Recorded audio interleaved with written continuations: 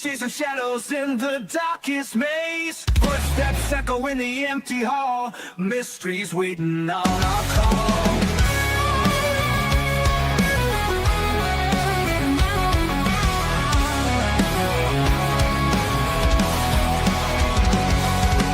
Bigfoot stomping through the pines. Aliens sending secret signs. EVPs in the dead of night. Ghosts dancing in the pale moonlight. Paranormal 411, we bring it to you. Truth behind the veil, gotta pursue you. Good afternoon. Hey, it's a beautiful Saturday, isn't it? It is. It was hot as you know what, Hades.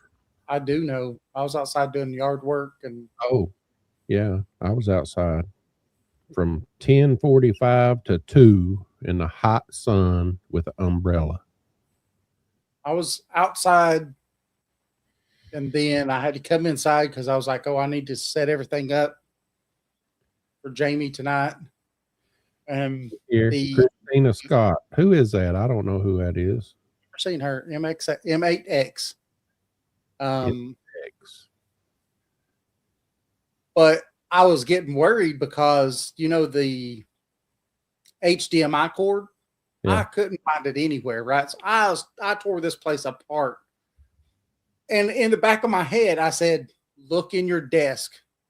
I said it 3 times. It came in my head 3 times. I put everything back together and I said, "Well, I guess I'll just look in the desk." And there it was.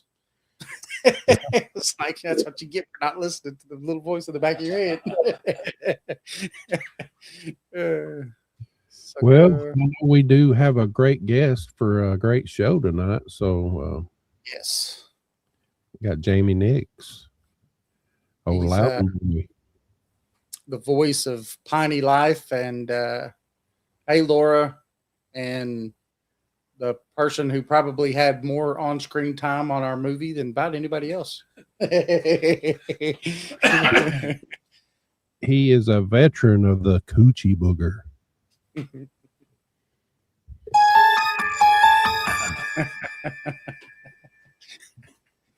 So we got a lot to talk about. I'm gonna introduce him to you. If I can find my stuff here. You may do it in my Bill Landry voice. Yes, absolutely. Just for Jamie, I'll do it in my Bill Landry voice. Born and raised in Loudon, Tennessee, Jamie Nix is an avid big game hunter, an outdoorsman, and content creator, best known as the creator of Piney Life on YouTube. Growing up in the hills and the hollows of East Tennessee, Jamie developed a deep appreciation for the outdoors, the local history, and the rich folklore that surrounds the Loudon County area. Through his adventures in the woods and his storytelling, he helps preserve the traditions, the legends, and the backwoods culture that have been passed down through generations.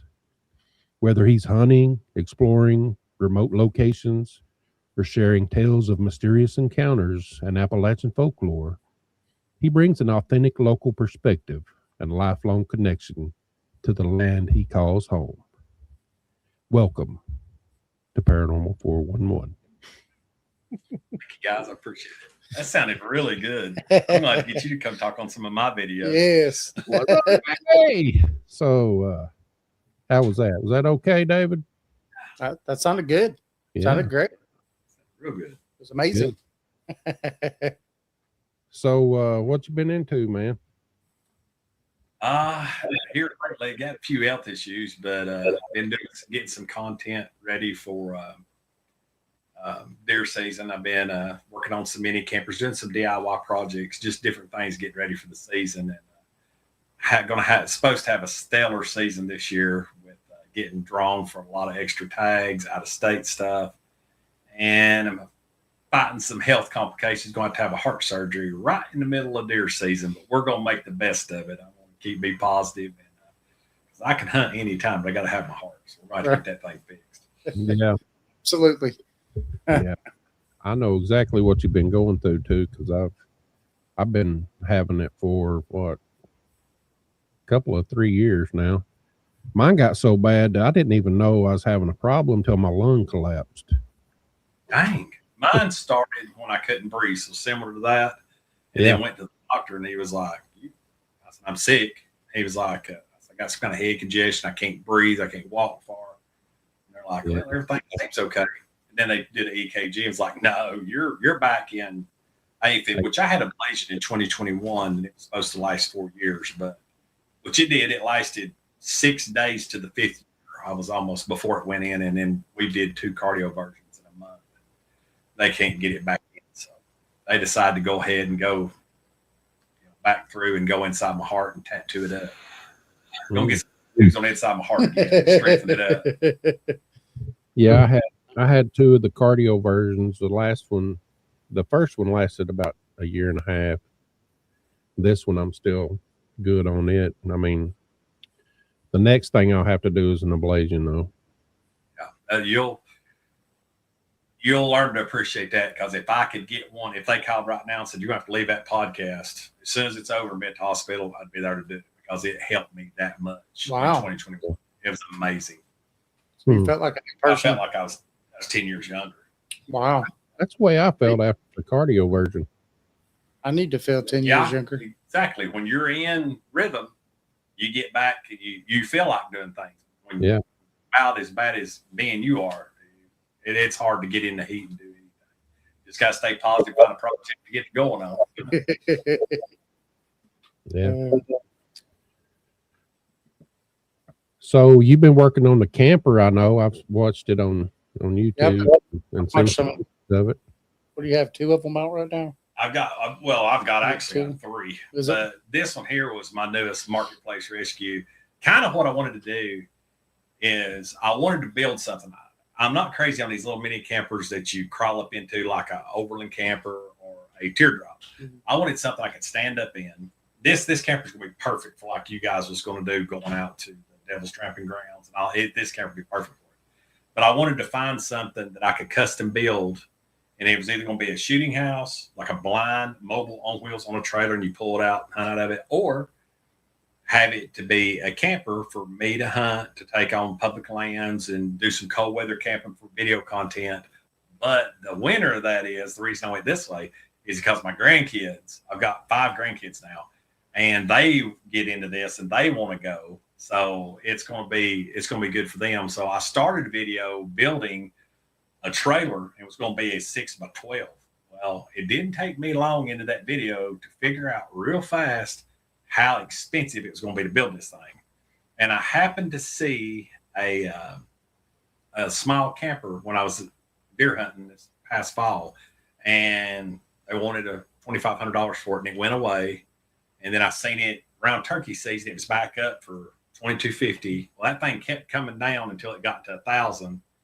And he relisted and said, I'll take $1,000 for it this week only. And I went and looked at it, and I ended up getting it for $600. But it's 6 foot in the inside. It's only 6.5 foot wide. It's 8 foot long. It had brand new axle, brand new trailer under it. And I have modified that thing. People that watch my channel know they've been keeping up with it. One of my videos released last night. I have beefed the frame up. I put off-road tires on it, rebuilt the suspension, vapor barrier. I've done a ton of stuff, and me and Kimberly should start painting it and tricking it out. Hopefully in the next week. My goal is to have it ready for deer season, which I'm going to be stopped on a couple of my hunts. I'm not going to be able to because of my ablation, but we're still going to get out and have some fun with it. It's anybody that watches Piney Life or anybody that's interested in it, they're going to see a lot from that little camper. We're calling it Stubby because it's so small. So Stubby.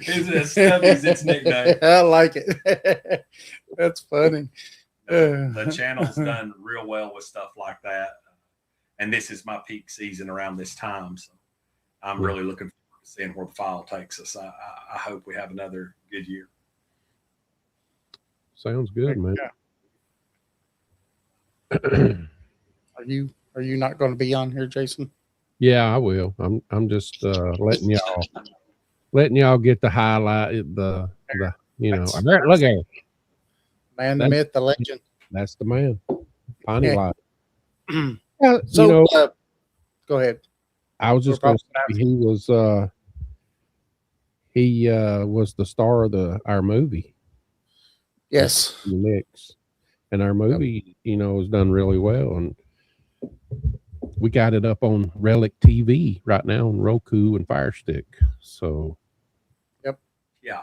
And if there's any of my viewers on here that hasn't watched it yet, please go and watch it, because that's one thing I'd have to brag on these guys. It's funny how that story come about, because I had so much history with and it's changed over the years. We always called it Coochie Booger, but it has changed over the years to Coochie Booger. It's got several different.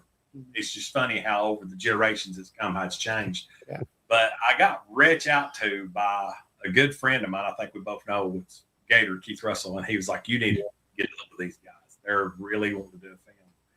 And I'm just happy that we were able to preserve at least some of the stories that I had from, from Coochie Booger. And it was, I think the movie turned out real good, and I really appreciate you guys letting me be a part of it. It was a lot of fun. Well, for Jason and I don't remember when you did your video. I think it was 2021 in December or January. Yeah, I think Jason had seen it before me, and then he sent it to me. I don't remember exactly how it worked, but I think it was something like that. And I think I watched that thing probably 2 or 3 times. And so, podcasting's hard enough as it is. So we said, why don't we start making movies too, to make everything even harder? But that's the truth. People don't know what editing and cutting down. Luckily, it's 2 of you that can work on a part of it, because when you're by yourself, it's like, I ain't gonna get this thing out in time, or I'm getting patient. And Greg Ogles, and he's got quite a few good, excellent movies out and stuff, but I was talking to him that we was wanting to do this, and he said, let me give you some advice. Start small. Do a 30, 40-minute movie. Do something kind of local. And after we got off that phone call with him, the first thing Jason and I said was Coochie Booger. Yep. That's the first thing. And hands then down here, that's the most famous one of all. And we'll touch on a lot of the other ones, but that one, that area of Bat Creek Knobs is the place to just all the stories that originated around that land. Well, and then the second thing that was Jamie Nix. That was it not, Jason? That was the second thing. We was like, we got to get Jamie. We have to get Jamie. Yeah. Because we had, both of us had watched your video over and over. As a matter of fact, we watched it again after we decided that we were going to do it. We watched it again because we're like, okay, you know how it is filming. You got to try to figure out, what are we going to do? And then it's, how are you going to get all these other people? Has more people come forward since then? That's what I was hoping. I hoping you guys was going to say there might be. I've seen it. There might be a part 2. Part 2. I think it's going to happen. I'm talking about. If I can't be in it, I don't know if I can add any more to it, but I'll be more than happy to help you guys. Yeah, awesome. Yeah. We've got 5 more people that's came forward, and every one of them, some of them still live on the road, and some of them used to live on the road. Well, that's cool. Yes. The ones that used to live on the road are going to remember the stuff that way I went through. Yeah. Or that happened to me, personally happened to me. So they're going to know, they've got to have some similar stories. Yep. So I'm excited about Coochie Booger 2, the return, or I don't know what we're going to call it. Especially with the artwork and everything that was with the first movie and the time that you got. That's one thing I have to say I'm impressed, because I wasn't even using, until we met and went through and did that little video, me and Jason. And Jason turned me on the Chat GPT and some of the stuff you guys was doing. I was looking at some of your artwork, because that's one thing that I loved about this video was I seen the artwork in y'all's channel. I love the artwork on your channel. And to see you two working the way you did, like my video, the one that you're talking about, that video was one of them to where me and Kim's been married 10 years, and I had took her and my 2 stepdaughters out there, and my kids has been out there a bunch of times and heard them stories. And I had took her out there and scared the girls and told them the stories. And they took in I told her one night, I said, we're going to have to get everybody out there. And it was just spur of the moment. I sat in the house, I said, let's go just tell the story and start from one end to the other. And I told the story, the real things that happened to me, you know, not none of the other stuff. And it was so cool to see that transform 4 or 5 years later into this video. And and now it's capsulized forever. You know, it's always going to be able to be watched. The folklore, tales, whatever you want to call it. That's one thing I love about YouTube. It archives all of that stuff, because now with technology, some of the stuff's getting better and people are doing more AI stuff. This is true, real stuff. And that's what I loved about that movie, is being able to capture that story, them two stories that happened to me, and me still be the person that's able to tell it and not be gone. So that usually doesn't happen that way. No, usually it's like, we'll get into some stuff with Dog Man later. I haven't really talked to you about it, but the person that I would love to be sitting in this room is gone now. And the stories that he had and how far he dug into that, I would give anything if he could have sat down with you, all of us, just sat down. You know, we can capture what we can. Yes. Yeah. Yeah. Well, let me play this video that started it all. For me, it started it all. Yes. See if I can find, where am I at here? Oh, I see it. Welcome back, y'all. We're going to be doing something different. People always talk about Sasquatch and wild man and different things like that. Well, in my personal experience, I've only had 2 things happen to me, and one of them, both of them happened at the same place around the same time as right now. And it's something that we call Coochie Booger. And so it's an old road, goes back through Back Creek Knobs. There's a well back here, and there's some folklore about a young girl dying in the well, and the well got covered, and then this Sasquatch wild man type thing moved it many years ago. Well, the old well house is still here, and rumor does have it the little girl shows up in the road. Now, I haven't had that happen. I've not had that happen to me, but what I have had happen to me was a long time ago, 1988, 1989. Me and a bunch of my friends were sitting at the Sonic in Loudon, and we were bored, and the only thing you could do back then was cruise. So we decided that we'd go make a trip through Coochie Booger and go to Back Creek Knobs. So we come back here, and it'd been raining, and the lead car was a Monte Carlo, a 2-wheel drive car. And then there was a Mustang behind it, which is 2-wheel drive. And then I had an S10, and my buddy had a little Ranger. So we come back here and brought a bunch of girls and stuff with us. And we come back here and snaked through and stopped at the well and kind of scared the girls. And we went around the backside, and they were logging part of the backside. And the Monte Carlo, of course, kind of got stuck. It was a gravel, muddy type road. And anyway, they got stuck. Well, in the process of them trying to get the car out, I was the 3rd vehicle in line. And I'm sitting there, and I'm looking up the hill where they'd logged it, and there's a bunch of flat stumps and stuff. And there was a full moon back behind it. And as I'm sitting there, and there was a girl and a guy with me, and there was some, like I said, my friends behind me. And as I'm staring up that hill, and everybody else probably was behind me too, I noticed one object that was round.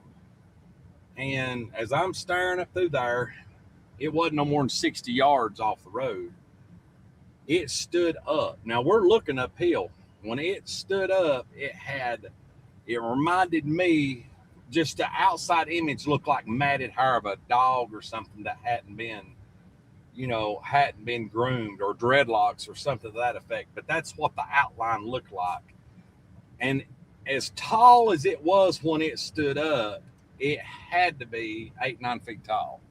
Well, before I could say anything, I hear people screaming in the truck behind me. They run into me. Everybody freaks out. Everybody starts pointing and looking at the hill, and this thing doesn't move to start with. Well, finally, you hear the car in front starts to move and gets over the gravel, and as we start, it turns to walk away. The silhouette of this thing, I didn't see a face, but it gives me cold chills. The silhouette of this thing just looked human-like, but very, very hairy. Well, needless to say, we got out of there and we talked about it. And this was probably junior in high school. And everybody was coming here trying to see it. Well, we come back during the daylight and didn't really see, didn't see anything. Went up there and looked and couldn't find footprints or nothing. But it kind of went on as years went on. And I got up in my mid-20s. There's a lot of things we done back then, drinking and stuff. And we would get together and we'd bring girls and different people out here. We'd meet after one of our bars we go to, Cotton Eye Joe or whatever. And we would come out here and we would bring them through and tell them the folklore story and show them the well and tell them about the little girl and all this other stuff. Well, one night, me and my buddy Joey, we didn't go to the Joe with everybody else.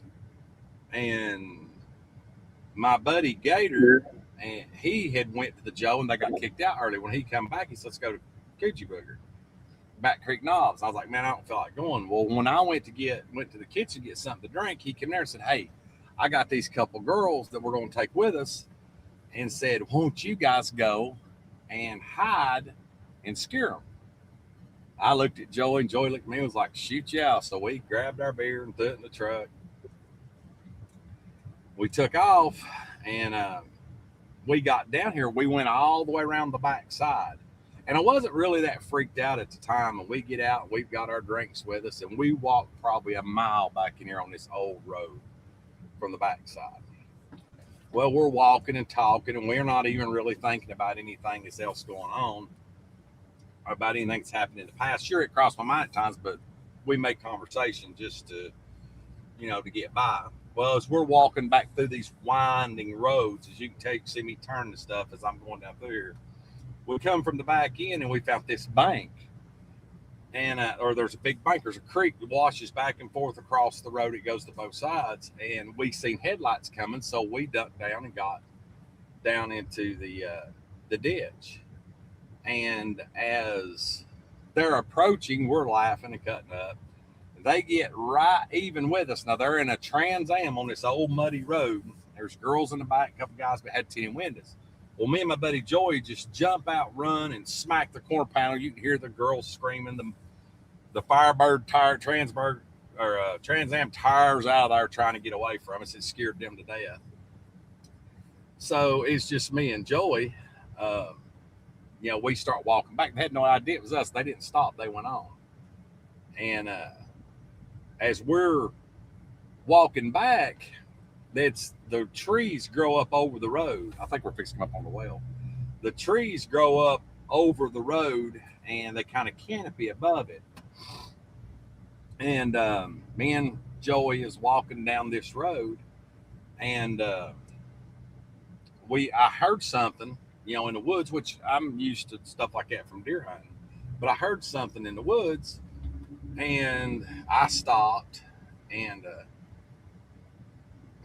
we're at the well. I'm gonna pass it up. I'll do that in another video, the folklore story. But we're walking along, talking, and I look up, the full moon's coming through the canopy. And I looked at Joey and I said, hey, do you ever remember that movie, American Werewolf in London? And he goes, shut up, Jamie. You know what? Don't even talk about that. And I kind of giggled it off. But the more we walked, we had boots on, the more we walked, the more the road just seemed to glow from the full moon. And about that time, I heard something sound like it jumped off of something on the ground. It was a thud. It was up to our left on this ridge. And I just kept walking. Well, as I was walking, it started walking with us. And I looked at Joey, and it's dark. He looks at me. I said, did you hear that? He said, yeah. He said, it's probably a deer. So as we're walking, we can notice that its footsteps are keeping up with us. It's walking parallel to the left with us. So we stop. Well, when we stop, it stops dead on what we stopped. I mean, right where we stopped, there was no more noise, no more leaves rustling. We stood there a good minute. I said, maybe it's a deer or a coon or something. Let's just go ahead and walk on. So now we're really paying attention to this sound. So we walk probably another 5-6 steps, and it picks back up. And this is fall of the year, kind of cool of the year. And it's cool this night, and it's walking with us. You can hear it to the left. Well, I just bow up and stop. Joey bows up and stops. It takes 2 more steps than we do. And like I said, you can see the hair stand up on my arms. I said, what in the world? Joey said, I don't know. But it's, it had stopped again. So we started walking again. And as we started walking, it started walking. And instead of walking parallel to us, it started taking steps down the hill, and you could kind of hear it slide in the leaves. Well, without saying anything to either one of us said anything to one another, we take off in a dead run. This thing, all we're hearing is the gravel under our boots as we're running. This thing is running at us at an angle, and you could tell that it went from 2 feet to 4 feet. And the road bed, turn the camera around and show the road. This is how wide the road is. So we were walking along like this with less leaves on it. Real great. Okay. And so we're running out this curvy road. All of a sudden, that thing leaps, hits this road and makes a thud, goes over the right side, hits the right creek and splashes through the creek and goes up on the ridge on the opposite side. Well, just as we're running, just as we think it's went away from us, we hear it start running diagonal in front of us or down at an angle. And we're fixing to break the bend of the truck. We hear it splash the creek again, tires up the bank. It cannot be no more than 10 foot behind us. And at that point, I thought I was gone. And instead, it ran straight, or it went on across the road behind us, hit the ridge, and ran towards the truck, where the truck would have been parked.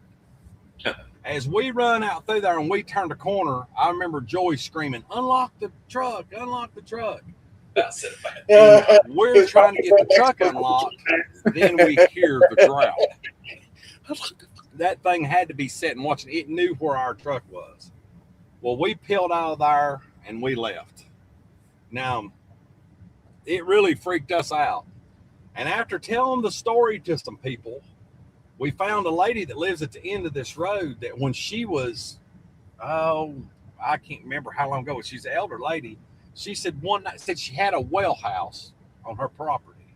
And like I said, this ain't something I experienced. This is just what she told me she seen. And she had woke up in the middle of the night and she went to the kitchen sink to get her something to drink. And it was a full moon, just like it was the 2 nights that this happened in a row for us. And about the same time of year. Like it's always. And as she goes to the kitchen sink, which there wasn't blinds and it was just curtains, she's got a big field out there, and she's seen this enormous. She said it was just ginormous. It was huge thing walking across the field. It was actually coming at an angle towards her house. And she thought, what in the world could that be? And she said it had to be at least 8-9 foot tall. She said it was just huge. She said there was a few round bales square bales in the field. And she said they were so small compared to it. Well, she didn't yell for her husband at the time. She just got her a glass. And when she turned the sink on, their well had been making a vibrating noise. And it vibrated. This thing stopped dead in its tracks and it stopped and stood there. She yelled for her husband. He come running, and as he made the noise come from the house, she said this thing dropped down on all fours, took off running, looked with its hind end bucked up, and took off running like a dog and jumped and cleared the fence on the neighbor's property into the woods. She also said that they had seen, like on muddy years, they'd seen a lot of large footprints. So this is something that really happened to me. I seen what I told you. I seen twice. I seen it twice. Now, this right here is where we were actually parked, which it's woods now, but there was right here. It ran all the way to the end, and the farmhouse I'm talking about is right there. There ain't even 60 yards from where this happened. With her it would have been in the late 80s, 90s, and this here was probably when I was 25, so it was up in the late 90s. Yeah, that's that even sitting here in this room, when I look back at that, I can feel the hair stand up on my arms. Jeff's like, you have David's name, Jamie. Yeah, I'm David tonight. Yes. That right there, that story, that got me excited about all this. But Yeah. And that was 4 or 5 years ago. Yeah. And that, as soon as I seen it, I said, what? Showed it to my wife, showed it to David. Then we, like he said, we started talking to Greg, and that's the first thing that come to mind. The coochie booger. Yeah. That video, I was telling David, it started out, I was just happy that I got it on there and it just started my channel. I was monetized, but that video's got over 20,000 views, but it literally just started real slow. And when it got around, I think October, around Halloween, the next year, that thing just skyrocketed for me. I mean, you know, for channel, it just blew up. And that's what my big hope was with the, because it got there's a lot of people local that was talking about that movie when y'all released it. Yeah. And we were all pushing it, and everybody was calling me. I had friends in Missouri, Indiana, that watched the video, you know, that actually got a hold of me. He's like, are you serious? Yeah, I'm dead serious. How do you hunt? I was very carefully. I got a gun or something when I go. I don't hunt around Back Creek Knobs. The place I do hunt does have some creepy stuff behind it. And that's kind of where the dogman stuff falls in. But that video, me getting recorded and put it on there, and then you guys actually making a movie about it, it was really, I'm really honored for y'all to put me into it. For our little small town, it's a big part of the history of Loudon County. I told Jason it'd be nice for us one of these days to maybe see if we could get to the Limerick Theater or something and see if we could play it there. That's a good idea. Yeah. And get people to come push it and get it going and do a lot of advertising, promoting about it and get it out there. That'd be a really good idea. Yeah. That would. That'd be fun to actually get to see it on a big. But for us, it went from that video to this. Yes. That's awesome. Yeah. I'm excited. I've done one movie on my channel, which I've got a lot of shows. Most of my stuff's based around hunting, but that video is when I added it to the playlist, and well, the video that I did, and then I added the other one to the playlist for people to watch it. It really got some traction. I think it'll get even more traction as it goes, but it's a project that y'all should be very proud of. I know I am. Yeah, it was fun, man. Yes. I'll tell you, when we were doing it, the one thing Jason and I both have discussed is that we're not going to give ourselves an end date like we did, because we gave ourselves a month to shoot it and edit it. You had started the video when I finally got a hold of you and Jason. We had 3 people that had already interviewed. We hadn't got your interview yet. And then Jason hadn't done none of those extras, like when y'all were telling stories, all the animations, hadn't done none of that stuff yet. Jason did that. Jason was doing that side when I was doing all the cutting and editing. And then Jason, I was like, it's missing something. It needs to have something here. And then I'd get Jason to do another voiceover on that side, because, you can't have too much silence. Right. But I don't know. It just somehow it came together. That's what I say. It sounds like, and learning what y'all learn on one, it'll be real interesting. So episode 2. Yeah. Especially with you having new stories, new people, and it's going to change throughout, but it's really good. What I like about it is when you run into somebody that had an eyewitness account. Yes. You can go on hearsay, you can go on folklore, and people can think that people are just making stuff up. Look, I grew up here. I've heard the Butler Woods stories, the Dogman stories around here, the Black Panthers, the ghost that walks the railroad tracks in Loudon. My papa told me about it. Some of the older roads where there'd be little demons and devils jump on the back of hay wagons or horse wagons. I heard all those stories as I was growing up. But the Coochie Booger one, a Back Creek monster, that one stuck with me, and which we've discussed this in before, but it sounds bad, but it was a way to scare girls. If you wanted to go out somewhere and you had them stories, you would go to scare the girls and talk to people, and you made new friends, and you'd go to bars and stuff, get people to go. But you heard all of this stories that was repeated from the past. You find somebody that's got a witness story. That's what I'm after. And both of mine, people think I'm crazy. Both of them happened. I've got a witness on the second one. I've got 4 witnesses on the first one, and more than 4, but those were eyewitness accounts that really happened. I know you're one of the best storytellers I've ever heard. I appreciate that. Yes. I wish that more people felt that way from the story side of my channel. But you got a lot of people, and they love the way you talk and the way you tell a story. I mean, I've heard people that I've talked to talk about you, and it's nothing but good. I appreciate that. I've started watching a lot of your videos and stuff, and you sit there and you come on and then you tell about it, and then you go into the story itself and stuff, and it keeps you interested in it. There is so much around Loudon County. I know, we grew up here. I grew up here my whole life, lived on Poplar Springs Road, grew up here my whole life. And the stories and the folklore that our grandparents, that's before social media, stories were what the elderly people would tell us to either try to scare us or keep our attention. There wasn't social media. You had 3 channels on TV. It went off at a certain time of night. 11, 12 o'clock, you got the boop. You were outside, and if it was cold, people would entertain you with stories, especially campfire or folklore stories. And Loudon is full of them. The Carmichael End that used to be across the river is right beside the property that I hunt. That's where the Dogman stories comes from.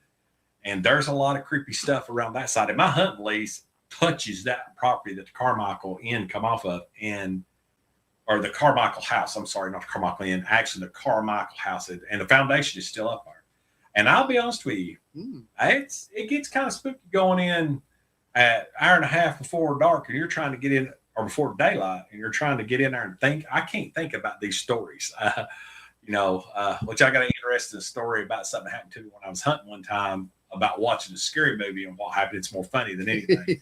But that's one thing that I hope that some other people come out about other things that Loudon you guys can do more movies on, or I could even maybe do some videos on. Where's the Carmichael House? The Carmichael House is actually at the end of Poplar Springs before you get to Blair Bend Road. So if you go all the way down Poplar Springs, past Poplar Springs Church, you'll come to a road that forks and goes right to what is now Weedy Hill. It's a big plantation under 485 acres that they hunt quail on. It's a game preserve that they release quail in, and wealthy people get to come in and shoot them. But anyway, if you don't turn right there and you go straight forward, there's a yellow gate that is closed. There's somebody owns it now. It was a company that buys up stuff and sells it. I can't remember. I think it's Black Creek or something. Oh, Black Rock. And they closed it off because it used to be Bowater property to do pines. But anyway, if you can get past the gate, you go down that road, there's a road that cuts to the left that's all washed out. And on the hillside facing the roadbed, facing the river, is where the Carmichael House was. And my dad, as a kid, he spent the night there a lot. That family was very, they were very close with the Nixes and the Thompsons. So there's a lot of history with that, and the Russells and that side of the family, where a lot of people would go to the house, and it was a huge house. It ended up burning. The foundation is still there. And then, because Carmichael's owned basically the whole bluff. And it's funny, the land we have right now that we hunt, that touches the Carmichaels, that was actually protected for my Aunt Mary to stay in the Thompson family from the Carmichael family. So we've had some history with the Carmichaels. I know I've spent a lot of time when I was younger out there. It was right past the church. You would take a right down this long, big driveway, and the Gobles lived at the end of it at the river in an A-frame. Yeah, that's still there. The Gobles live there. You got to go past it. The next road is Windy Hill, but where that goes into that curve, that yellow gate right there that runs what we used to call, we call it the Bluff. It was called Notching Hill when we were all running around high school. Notching Hill is basically where it was at, on the first hillside to the left where the Carmichael house was. Me and Bobby Ramsey used to take his little Brad up there. Man, he scared me to death. That Brad, I remember that Brad. Remember that Brad? Yeah, he scared me to death. Yeah, he probably tried to take you up the power line on down from our where it's so rough. I don't know where we was at, but I thought we was going to flip 3 or 4 times. I guarantee you it's the pipeline or power line. I guarantee that's where it's at. I guarantee you that Brat was just getting it up through there. It got it, but it scared me to death. You know, that's the thing about Notching Hill and all that around by the Carmichael. You've got the Dogman stories, which there was some marches back there, the KKK march. I got to witness one of them one time by accident. We just happened to creep up on them. And then in the 90s, when Geraldo Rivera was doing all of that stuff with devil worshiping, there was a couple old trailers there on the right, and they was a lot of people. It's pentagrams everywhere doing a bunch of stuff. We was in high school, and there was a bunch of weird stuff went on back there. And actually, they actually fenced that off because drugs are so bad, and people would go back there and do drugs and overdose and different things. There was a lot of things, but that general area has always been wooded, and it's I think it's 1,980 acres is what it originally was. And so it's been sold out. But there is so many folklore stories and eyewitness stuff of Dogman, just different things out there that have a lot of good stories behind it. It'd be nice to pull those stories out and put them into video. Yeah, if we could get back there. I don't know if that guy that owns the mill now owns a lot of that, but no, he owns to the next farm. We actually have a right of way from our property to get in there. The Thompson Road goes right by where the Carmichael place was, straight in the backside of my hunting lease. So there's a possibility between seasons that we could talk to them. Probably take my side-by-side either from our property down that road or even go in the backside if they'd give us a key, and we could probably work that out. Yeah, Notching Hill was quite a place back in the day. Oh, crazy stuff went on. Dogman, you say? Dogman out there? Yes, I want to hear some Dogman stories. That's where I wish my good friend Ivan Gene Johnson was here. So where Notching Hill is, you go around, there's only one road if you look on the map, there's only one road off of Notching Hill. That's called Blair Bend Road, but it's Thompson Road, and goes straight up to what we call the home place, which was my granny's house. And it was a house that, as the family grew, they would have like a porch. It would become bedrooms, and then they'd build a porch on the front and it'd become bedrooms. So this house had many levels, and it was built kind of on a hump. So it had, some of the floors were unlevel, and you'd step into the new addition. And they had a lot of kids, to do the farm work and stuff that's on the field, one of the fields we've got now. And anyway, after my granny, all the kids growed up. My papa died, it'd be my great papa, and my granny moved away from there, moved in my Aunt Joyce. That place just set, and my Uncle David owns it, so he put it up for rent. Well, we had heard a lot of creepy stuff out there, and Granny had told a couple stories with weird things happening at night and things happening with the chickens, and we'd heard just different stories. And something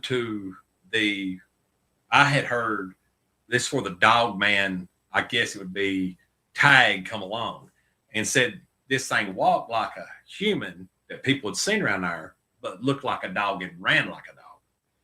So I didn't really know a whole lot about it. I thought it was just something they tried to scare us kids with.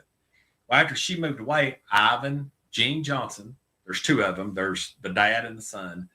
They rented it from us, and they overseen the bottom of that property where the road come in. And Gene was the dad. He was a character. He couldn't see real good, little bitty old mountain man. You come up that driveway, he would meet you with a gun. And you lucky he didn't shoot up there. You better holler his name about the time you got there. You could be in trouble. But me and him was real good friends through the family, and I worked on a lot of his vehicles, built a lot of stuff for him. Well, his son, Gene, which just passed away a year before last, Gene lived there with him. And growing up and some of the kids, and old man Gene wasn't married at the time. He got married later, but while Gene was living there on and off, he had some things run across the road in front of him.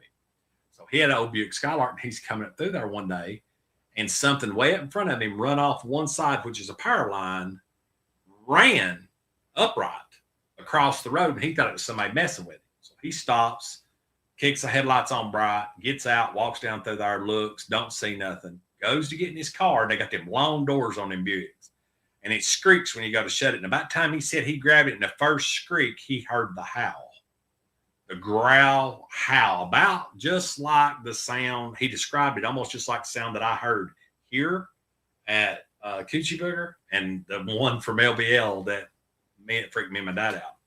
So anyway, a few nights later, a few weeks later, I can't remember exactly how it was, he come on that road and seen something running down the road to me. Could see the glow of its eyes. You know, the old headlights on his, older cars were dim. And he seen what looked like a dog leap off the road and just huge. So they had heard stuff around that same house. They're living in Granny's old house. And before both the Genes died, Gene had a friend named James, and James didn't believe anything that Gene said about it. He said, "You're just making it up because you're just infatuated with this dogman story." So he had took him down a couple times and walked down the driveway, which is over a mile long. It's gravel and there's trees on both sides. And they heard a couple things that spooked them, but one in particular time, they both took guns. And they're walking down through there, and something spooked James. James ends up shooting, spin around and shoots at Gene's feet. It's a wonder they didn't kill one another. And they run all the way back to the house, and they heard some howling that night. Well, James went home, wasn't worried about it, or just went on, didn't want to talk about it no more. Well, Gene decided that he was going to go investigate. Nobody was home. He got out. He walked down the driveway, full moon. And he hears that howl over towards the Carmichael place, which is over the next ridge. And he thought that was weird. It was enough to stop him from walking any further down the road. So he just stood there in silence, listening to the crickets and everything. And so he turns and starts walking again. It howls the second time. It's already over the ridge, down in the bottom at what we call Thompson Spring. It's a spring that just comes up out of the ground, and it flows really good down to the river. Good, clean water. And Gene knows that this thing is 80 yards, to 100 yards in between where he was going. So he turns and heads back to the house. Well, he's trying not to make noise. He had tennis shoes on. He starts picking up his pace. Well, he hears something hit the gravels behind him running. He makes it to the house, goes in the back door, slams the back door, and all of the doors in that house, the rat seals at the bottom were way up. So the door frames, they didn't cut nothing off of them. They just mounted the doors in. And so the doors had gaps in them. So if you were in the next room, you could look up and look under that door. Gene runs to the house, slams the door, locks it, goes into the next room, sits down, trying to find a gun, sits down on the floor. And that's when he hears the heavy breathing, and he could see its feet. And he said the feet, he could see from its foot up to the back bend of its leg. Its leg was bent backwards and then back forward. And he said it come in stepping on the front pads of its feet. Its heel was up. And for him to be this descriptive had me tore up. He said it stood there. He could hear it breathing hard like it had been running. And then he heard his dad's old Ford F-100, and had the tailgate down. He always run the tailgate down. It wasn't lights right. He could hear it coming up the driveway, beating and banging. And that thing turned and went down on all fours, and he got to see just the butt end of it as it run up the hill, actually towards where one of my shooting houses are now. but he run up into the woods and into the pines. His daddy didn't believe him.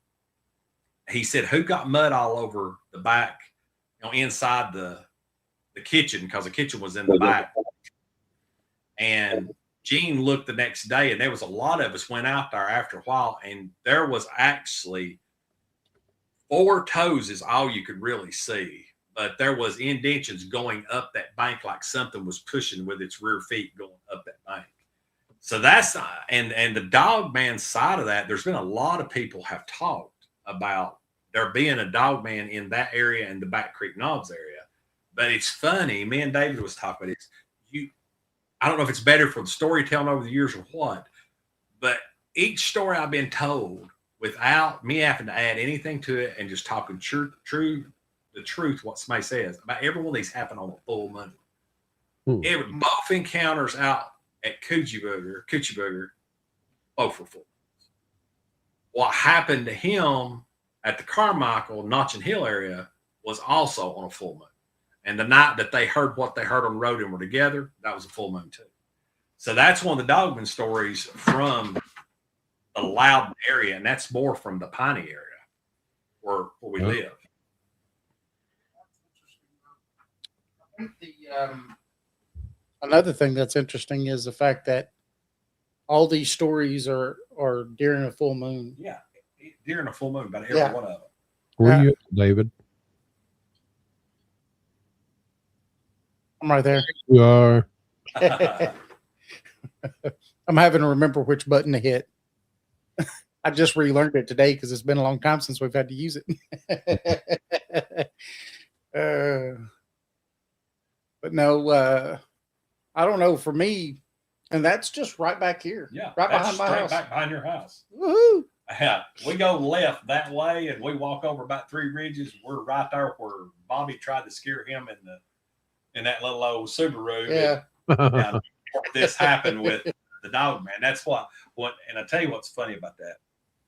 That story's always been on my mind that when I come by here, you get that Bigfoot down here at the road. Yes. I'm like, whoa, what in the world? So I thought he'd come back to visit some business. I'll tell you though, that's funny though, because that story you just told, when we first moved here, within the first couple of years that we moved here, if you walk up the stairs going to the top, something heavy, you could hear it. Oh, yeah. Well, my bedroom's just right there. One night, and back then we was truck driving, so we just happened to be home, but we were home that night sleeping, and I hear this boom, boom, boom coming up those stairs, and then something heavy. It was just walking across the porch, the top of the porch. Well, by this time, I already had something in my hand, and I told old Google, because I have a lot of my lights and stuff. I have they're on smart switches, so I told them all to turn on. So all the lights went, and I ran out that top. Nothing was there. Really? See, that's almost goes right with what happened to Gene. Yeah. That, and there's so many people hear of stuff like that, especially that's why me and you was discussing. I hadn't got to come to your house today. You got a beautiful home, by the way. But when I came here, I'm like, this is back away from everybody. Yeah. There's a lot of spooky stuff could happen here. There is, you ain't going to hear the neighbor next door. So, no, yes. And that's not that far. And you probably will hear more stories as this comes out. You're going to hear more people probably talk about the dog man or the Notching Hill stuff. Most of the stuff you hear about Notching Hill around here has a lot to do with the devil worshippers in the 90s. All the devil worshiping stuff that was going on back then, and sacrifices and all the crazy things that was going on this rock bluff back here. Yeah, I remember when Geraldo and them was doing all that, and we was at church. I used to go to church over at Calvary, just on, I think it's Grove Street, maybe, I don't know, that street over there that runs down by the Jiffy. Calvary Baptist Church. Well, I'd always heard from some people there that back when that was happening is that if you was blonde haired and blue eyed, you better watch out, because they was, the devil worshipers was going to get you. And I was blonde haired and blue eyed. Now you don't have to worry about it. You no hair and blue eyes. No. Those blue eyes, I ain't got no hair. I ain't got to worry about it. Right. But speaking of Notching Hill, I've got Yeah, you do. have you ever heard of a panther out there, a black panther? Yes. Yes. Yeah. You know where My, the Bridges live? Jim, Bob, and Rick, they lived there. Yes. So they lived on Poplar Springs, but it backed up to Notching Hill there, way back in the behind their house. And I swear we seen a black panther out there one night. there is no doubt. I'll tell you this. People might not believe what I say or whatever. I've seen images, stuff in the woods that can be similar to that. I've seen the aftermath of what could be a panther or cougar. But the best story I have with that is from my grandmother. She passed in 2016. And my grandmother, church going all her life, Alma Nix, my papa Bob Nix lived right across from Poplar Springs Church. You know, that house was down the hole. My family still owned that house. Hayden lives there now. But she had a little Grand Prix. Do y'all remember them little short Grand Prix when the long body come out? Mm-hmm. Yep. Well, she had one of them, and you two will know exactly where I'm talking about. Some of the people from Loudon's going to know. If you come down Poplar Springs instead of going to church, you cut back on what's Poplar Ridge. It goes over the parkway. Yeah. Okay. That road used to be a lot skinnier than what it is now. And my grandmother was coming back from church. She went to Knoxville church. She was coming back. And when she topped that hill, she had seen the Black Panther several times running across the road in front of her. It actually jumped off that bank, cleared the road, and landed on the left side. We didn't have cell phones back then. She called my dad and was talking about, and telling all of us, I seen it. It's real. Well, wow. and that you can't get. That woman lived a godly life her whole life. She didn't miss a Sunday in church. If you said gosh around her, gosh. She was going to wash her mouth out with soap. So that's how religious she was. And for her to tell multiple stories and then have that eyewitness encounter at her car, she seen it jump, clear the hood, and land. And my papa, Bob Nix, he always talked about him being out there. And I've got to tie this in. I'll tell you something happened to my dad. So that happened with the Panther, and I'll go back to the Panther at that end of Poplar Springs. We had heard all about these Panther things, and my dad was working second shift at Mermont. And I think it was a 66 Chevy too, one of my favorite cars. It had broke down or run out of gas or something out at Harold Giles's IGA, which is now a storage building. It had run out of gas there. Well, you two know where I live. That ain't another mile and a half. You got to go down Old Barnard Road and take a left and then go down to the house. Dad's is right down the road from there. Well, Dad had to start walking. There wasn't no cell phones. There was nobody going to come by at 12 o'clock at night and pick you up. If there was, something was probably pretty bad. So my dad starts walking. It starts raining. And he gets right at the edge of where Butler Woods would start, which is the first curve there at Giles Curve. And it starts just monsooning pouring. And he hears the scream that everybody talks about the Black Panther in Piney. It sounds like a woman screaming. A bobcat has a growly scream that kind of sounds like a woman that smoked for 50 years or something. But the Panther is just as crisp and loud, no gurgling, and that thing started screaming, and he took off running, and he could hear it screaming and carrying on. He said it reminded him of a woman being stabbed, is what it sounded like from a horror movie. And he never stopped until he got on our front porch, and he was out of breath trying to get in that door. And to this day, he still is 100% sure when he tells that story, it had to be that Panther on that. And that's not that far from the end of Poplar Springs. Right? Yeah. So it's one of the deals of Piney. And I hunt. All of you know my hunting channel. I'm an avid hunter. And me personally, I've hunted Piney ever since I was 10-year-old. Me personally, I have never seen the Black Panther. I have seen stuff at a distance looking through binoculars that would make me think what it is. but I haven't seen it eyewitnessed in person. But I have seen the aftermath, and this ain't been about 5 or 6 years ago. On the hunting property beside where we hunt, there was a deer in a tree on the first limb about 14 feet high.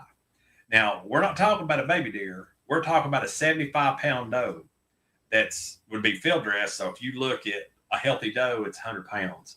It was on that limb and had been chewed on and eat on. There is no bobcat in Piney can pick up 80 pounds with its mouth.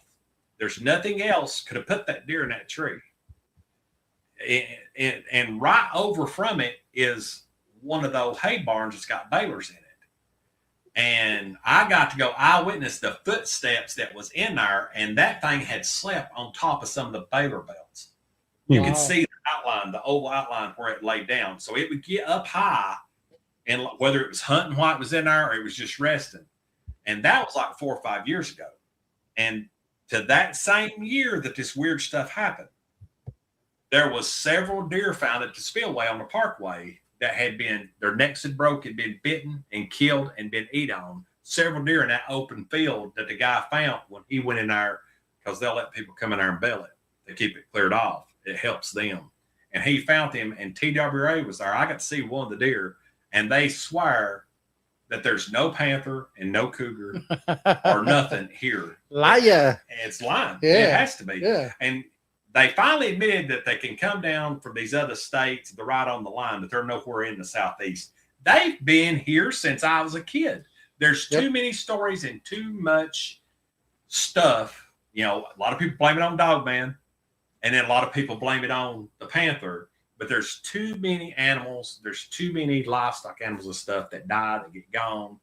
And so, yes, I believe there's panthers here right now, whether it's a cougar, whatever.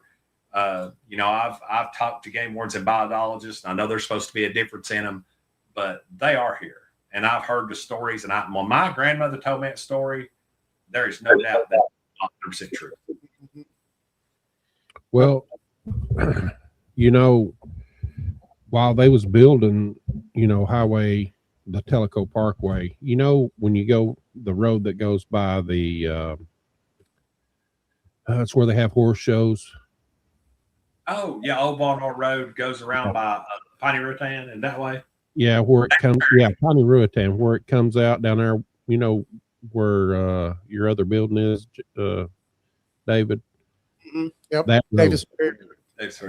At the end of that road, where it hit 70 or Tellico Parkway, we was camping out there when we was going camping in that little lake bed that was dried up. Well, it might not have been a lake bed then, but it was all dried up and muddy, you know, where mud had been. And when we got there, there was big old cat prints. I swear, I was scared to death. I've always been scared of everything. But I actually seen a print that was there, and it was a big old cat. Yep. So that's right there in the same area. Well, Yes, I mean, you know, the thing is that they say that the settlers run them all out of here, you know, way back when, but they know that the big cats' natural hunting grounds were from as far north as you could go on the eastern seaboard all the way down into Mexico.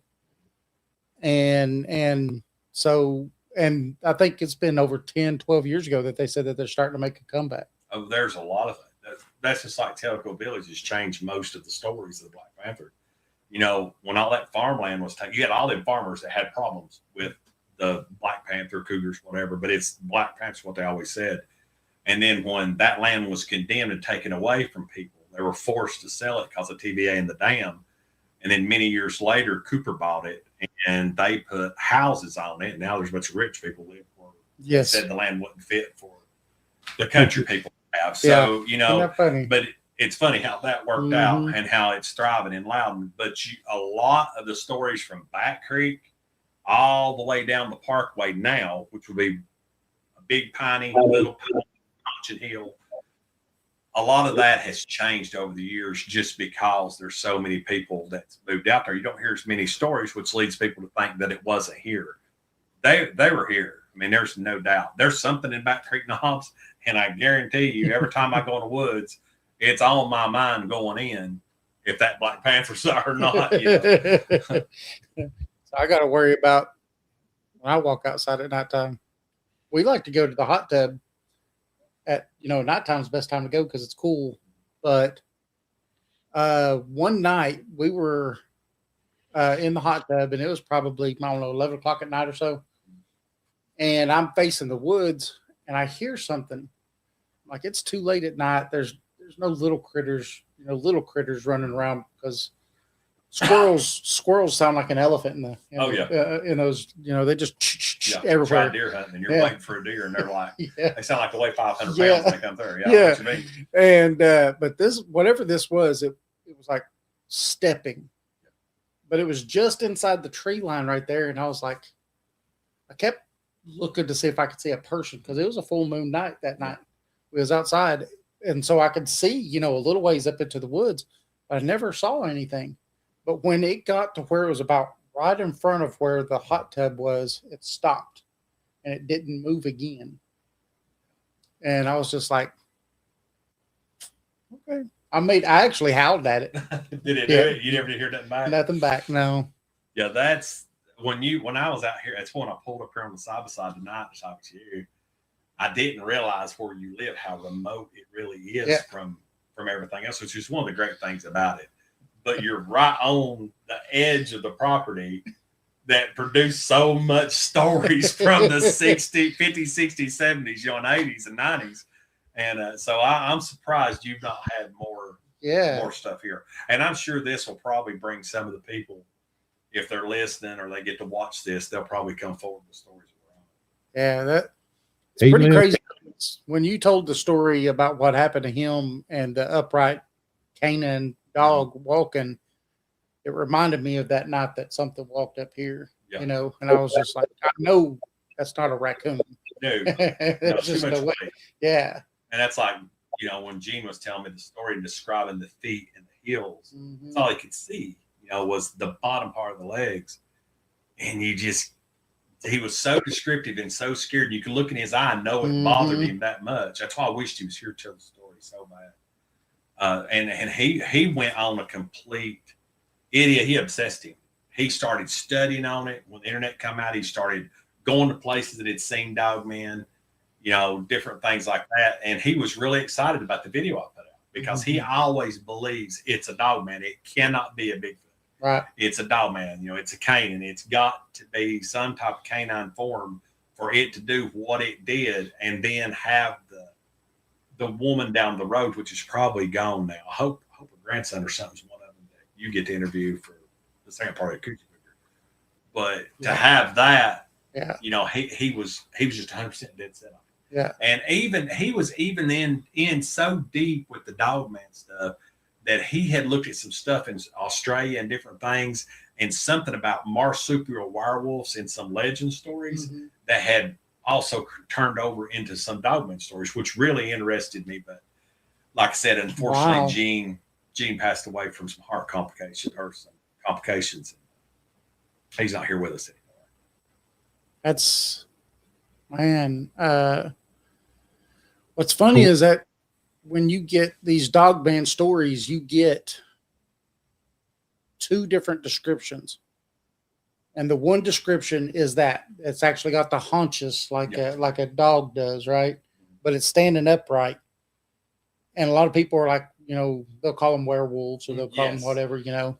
And it's funny because you was talking about American Werewolf in London, but they'll say like werewolves because that's where all these movies depict them looking like, But then you get some of the stories that say that they look like humans, just with the dog face. Yeah, I've heard that before too. Yeah. So, and that's something that's in the field that people are like, well, is the one just say a misidentification of a Bigfoot, and it's not really a person looking thing with a dog head or But and that I guess I could say that where the werewolf and dogman goes back and forth. growing up, we always heard werewolves. Or you always seen the movies predicting the werewolf. Yes. American Werewolf in London, Howling, all those that were such iconic scary movies back in the day. And then you hear these stories around here, and they don't quite fit what's in the film. It don't sound like it, but then when you hear these eyewitness things about different things that they seen, that's what's. I don't know what. I guess you two are more into that. What would you, with what I've described about what happened to me and Coogee, and what that eyewitness woman seen, what would you say that should be? For definite sure, I'm pretty sure that what the woman seen was probably a dog man. Dog man, okay. Especially the way that it kind of ran with its haunches up and stuff like that. She was very descriptive that when it ran, its rear was higher than its front. Yeah. But it was able to leap a long distance when it jumped. And to me, that sounds more like cat features than it would be. But and that's why I put it. If you look at the original video, the one we just watched that Jason played, at the end of it, it's question mark. It's Bigfoot or Dogman. It's Sasquatch or Dogman. Which one would you? And now there's so many different versions. But I know there is a deer could do it, running off that bank and jumping and hitting the road and doing one bound. But the pure thud, and I said that in the Coochie Booger because every time I've been cleaning something up or grabbed a center block and threw it to the side to get out of the way, that thud that it makes when it's flat is the exact same sound that sounded like, and I imagine it jumping off of a stump onto the ground and then sliding in the leaves a little bit and getting its foot. What else could do that? A bear's not going to do that. I mean, I laid in bed thinking about this stuff and couldn't sleep, thinking, what could have done that? Is it somebody playing a joke on me? There's no human either. Y'all have drone footage and drove around out there. There's nothing, no human is going to run off that hill, land with both feet, jump again, and land in that creek. There's no way. No. There's no way. Not at all. Michael J. Fox. Michael, when he's wolfed out. Oh, yeah, that is right. Wolf. No, David lives right by Notchie Creek, and I live over the field, and a hill maybe is Back Creek from me. Or Supalami. It's we're pretty close to all this stuff, and it's exciting. I can't, I posted a video yesterday on Facebook that was really weird to me. I don't know if David's seen it or not, but I did see it. Yeah. Did you see all those birds? I thought it was the movie The Birds. He walked out his back porch, and the ground is just completely covered in birds. Really? Blackbird. Yeah. And he was like, he just put on there the birds. That's a creepy old movie too. Yeah, and the music was the Twilight Zone. I mean, I thought I was in the Twilight Zone there for a minute. Something on the wing. Yeah. This place is pretty interesting. I love living here. Well, Jason was trying to do some drone footage here, and he went up. Oh yeah. And started going over. When he got just a little ways over, something took over his controller and crashed his drone. Really? Yeah, way up the freaking hill. I had to walk forever to get to it. Yeah, that's like out there where that happened, where I was talking about on the lease, close to the Carmichael place. It's like when we're out there, we lose cell service. It's weird. There's just certain areas you lose. You can't even call anybody. I tell you that I don't think the family would mind, but it was tragic. But it might be something you guys want to do. We might get together to do. The house that I talked about being my granny's house. Mm-hmm. Okay. I wasn't going to bring this up, but I'll go back and touch on it. Not little Gene, but older Gene. He lived in that house after little Gene got married, moved out. And it's weird how this went down. He went to the bank, walked up to the teller window, the drop-through window, pulled all the cash out of his account, walked back, got in his truck, went to his house, and it burned. Now, I didn't know all this had went down, and I was coming home from work and seeing old houses like that. They used to wrap them in tar paper, you know, the roof and seal paper, and it was a sealant. They didn't have a lot of insulation, and they just put batten board, whatever, on the outside. So an old house like that that's been added on all these years, has been here since the 20s or whatever, just kept adding on, the 1920s. It was just a huge black cloud, and I jumped on my four-wheeler and headed down the lease, which is 4 miles down the road. Well, when I got there, I thought, oh, that's my uncle's house, or that's my Uncle Chick's house. Well, I just dropped off the bank, went through the woods, come by where we hunt, and dropped down the bottom. And when I come across the field up to where the barn is, I can take you right to the spot. And you can see the barn in a bunch of my hunt videos. When I turned, that whole house was burnt to the ground. They had cut the power on the pole. The utilities was leaving. They had the road blocked off. Nobody could get back there. And they were putting the house out. All the tin had just fell down and was smoldering. And it was one of the first bodies that I had ever seen.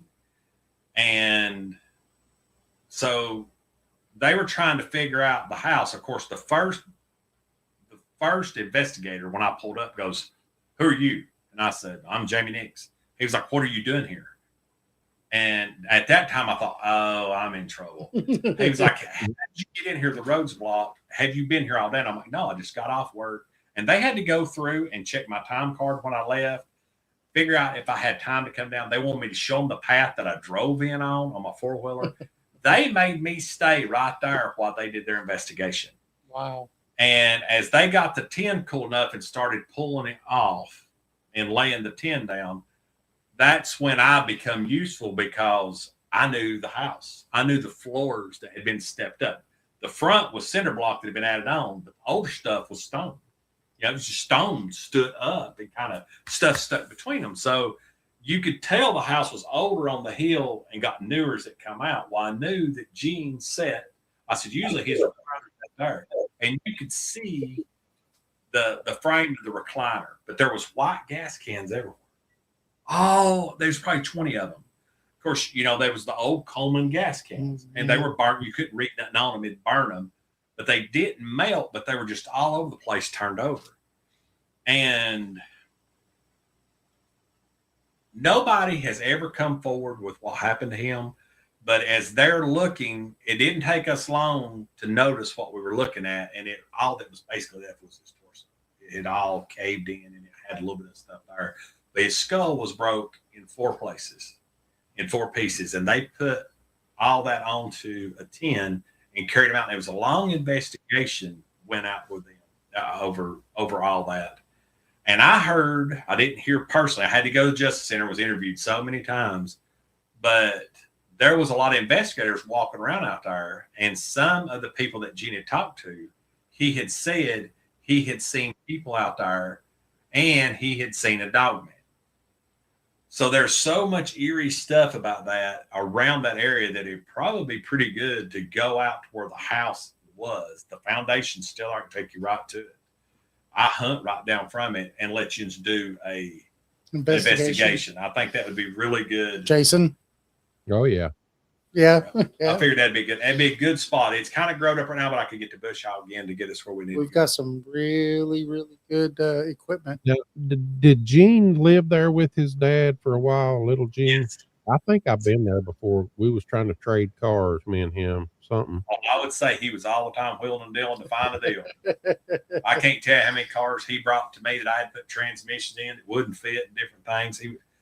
It's one thing I can say. There might be people have some stuff to say about Gene and how he treated stuff, but Gene, the dad, was really good to me, and me and his son was really good. Yeah. I like Gene. I like James too. I mean, he was. You remember James? James was a little weird, but I mean, he was into knives. I know that.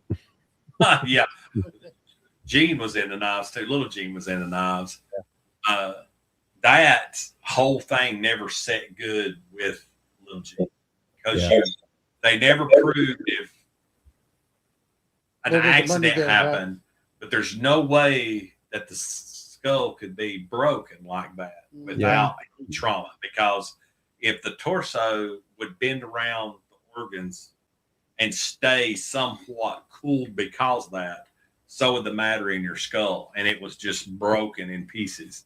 I got to see him pick that out, and there was either foul play happened or something happened there.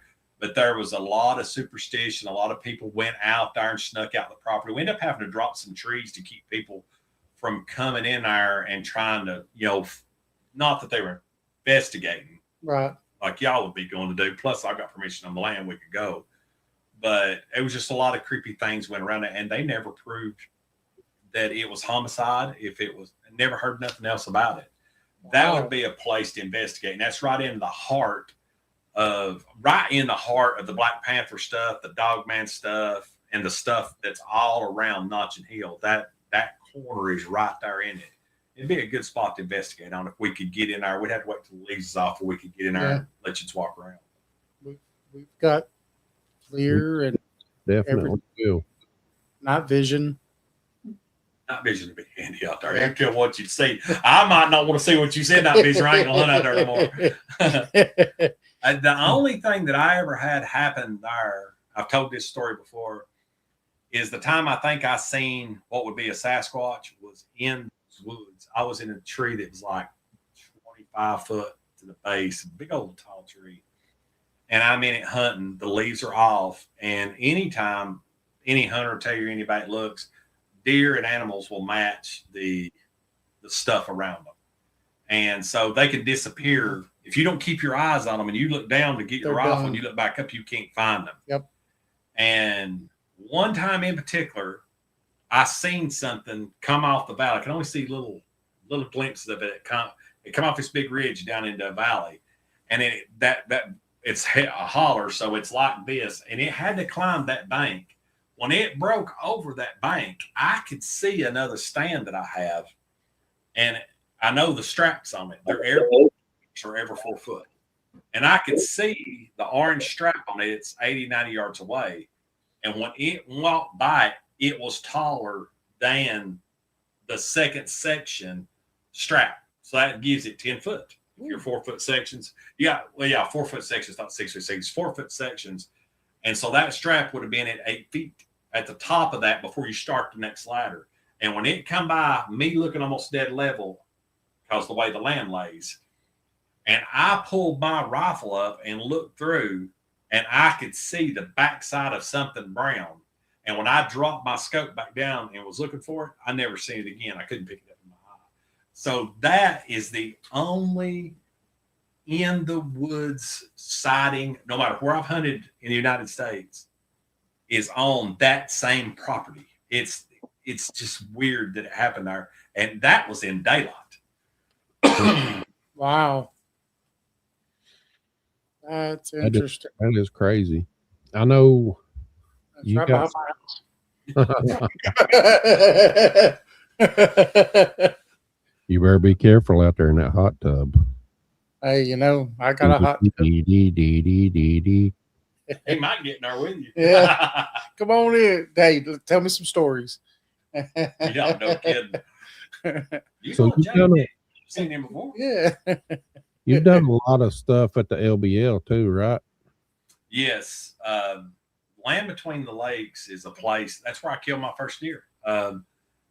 Back when I was 13 or 14 years old, my dad put in for one of the first juvenile hunts. The deer was reintroduced in the 70s here, and they had really thrived in LBL in Kentucky. Of course, LBL's half of it's in Kentucky and half of it's in Tennessee. And they had some juvenile hunts, and we were able to go. That's where I took my first deer. So I've always had a love for Land Between the Lakes, just always. And it used to be bonus deer as we was growing up. And so, like, this will be the 4th year in a row that I've got actually drawn for it. But I've been to LBL at least every other year or every 3 years, according to how the draw system works. And I know Unit 15, 16, 14, and 13 pretty well. I can get around really good up there. And I had never heard anything about LBL, but I knew there was graveyards about every road you go on. If you get one of the maps at the welcome station and you open that map up, it's just crazy at all of the, all the burial sites and graveyards that's in this. There were family grave sites that were on their property, before all that land was bought up, and turned into public land. The forestry agency runs it now. But one in particular time, I've done a video. I don't know if y'all have got to watch it, before I got lost in LBL. Of all times for this to happen, it was when I actually got lost. So I'll do a brief description of the hunt. We go in before dark, and I always go further than most people. Me and my buddy Kenny, we always go further than anybody else. But you had to go, you parked at the graveyard, imagine that, and go all the way down this road that you can't drive a truck down. They don't allow you to have ATVs, UTVs to haul your deer out. And I would go all the way to the back, and I'd drop off in this great big bowl. It's just a huge bowl. There was a thicket up on the hill. There's a bunch of just pines on the backside. And I got down there early, got set up as soon as it broke daylight. I got situated. A couple hours after daylight, I shot a deer. Well, I'm in the bottom of that bowl, and I had to drag that deer out with thank God, video on them. But with the gear I have to carry to the woods to video. But I had a climbing stand, which is probably 21 pounds back then. It was, I don't even think it was aluminum stand then, so it's probably 20 pounds easy.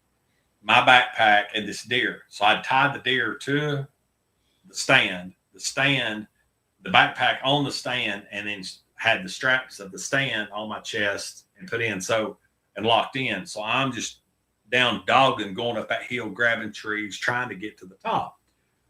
Well, when this happened, somehow or another, I got turned and must have been going to the left the whole time.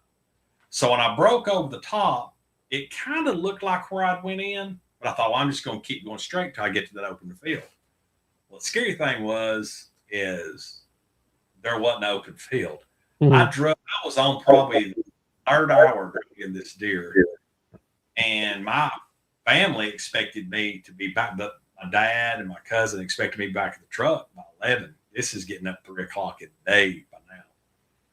And I went through this thick, dark area, and as I'm dragging, I got the eerie feeling that something was around me or something was watching me. And I keep dragging. I'd stop, look around, hear stuff in the woods. And then I heard coyotes howl, and I thought, well, I done field dressed this deer. I'm leaving them the perfect path, and they're going to smell the blood, and they're going to be after it tonight. Well, I had my high-powered 30-06 rifle. That ain't a problem. Back then, I smoked. I smoked pretty heavy. So I keep dragging, and the reason I said that, as you'll know here in a bit, I'd stop and smoke for a little bit, put my cigarette out, thinking that might deter a coyote that might follow the trail. And I'm just pouring sweat. I've started pulling some of my outer clothes off. They're hanging on my backpack.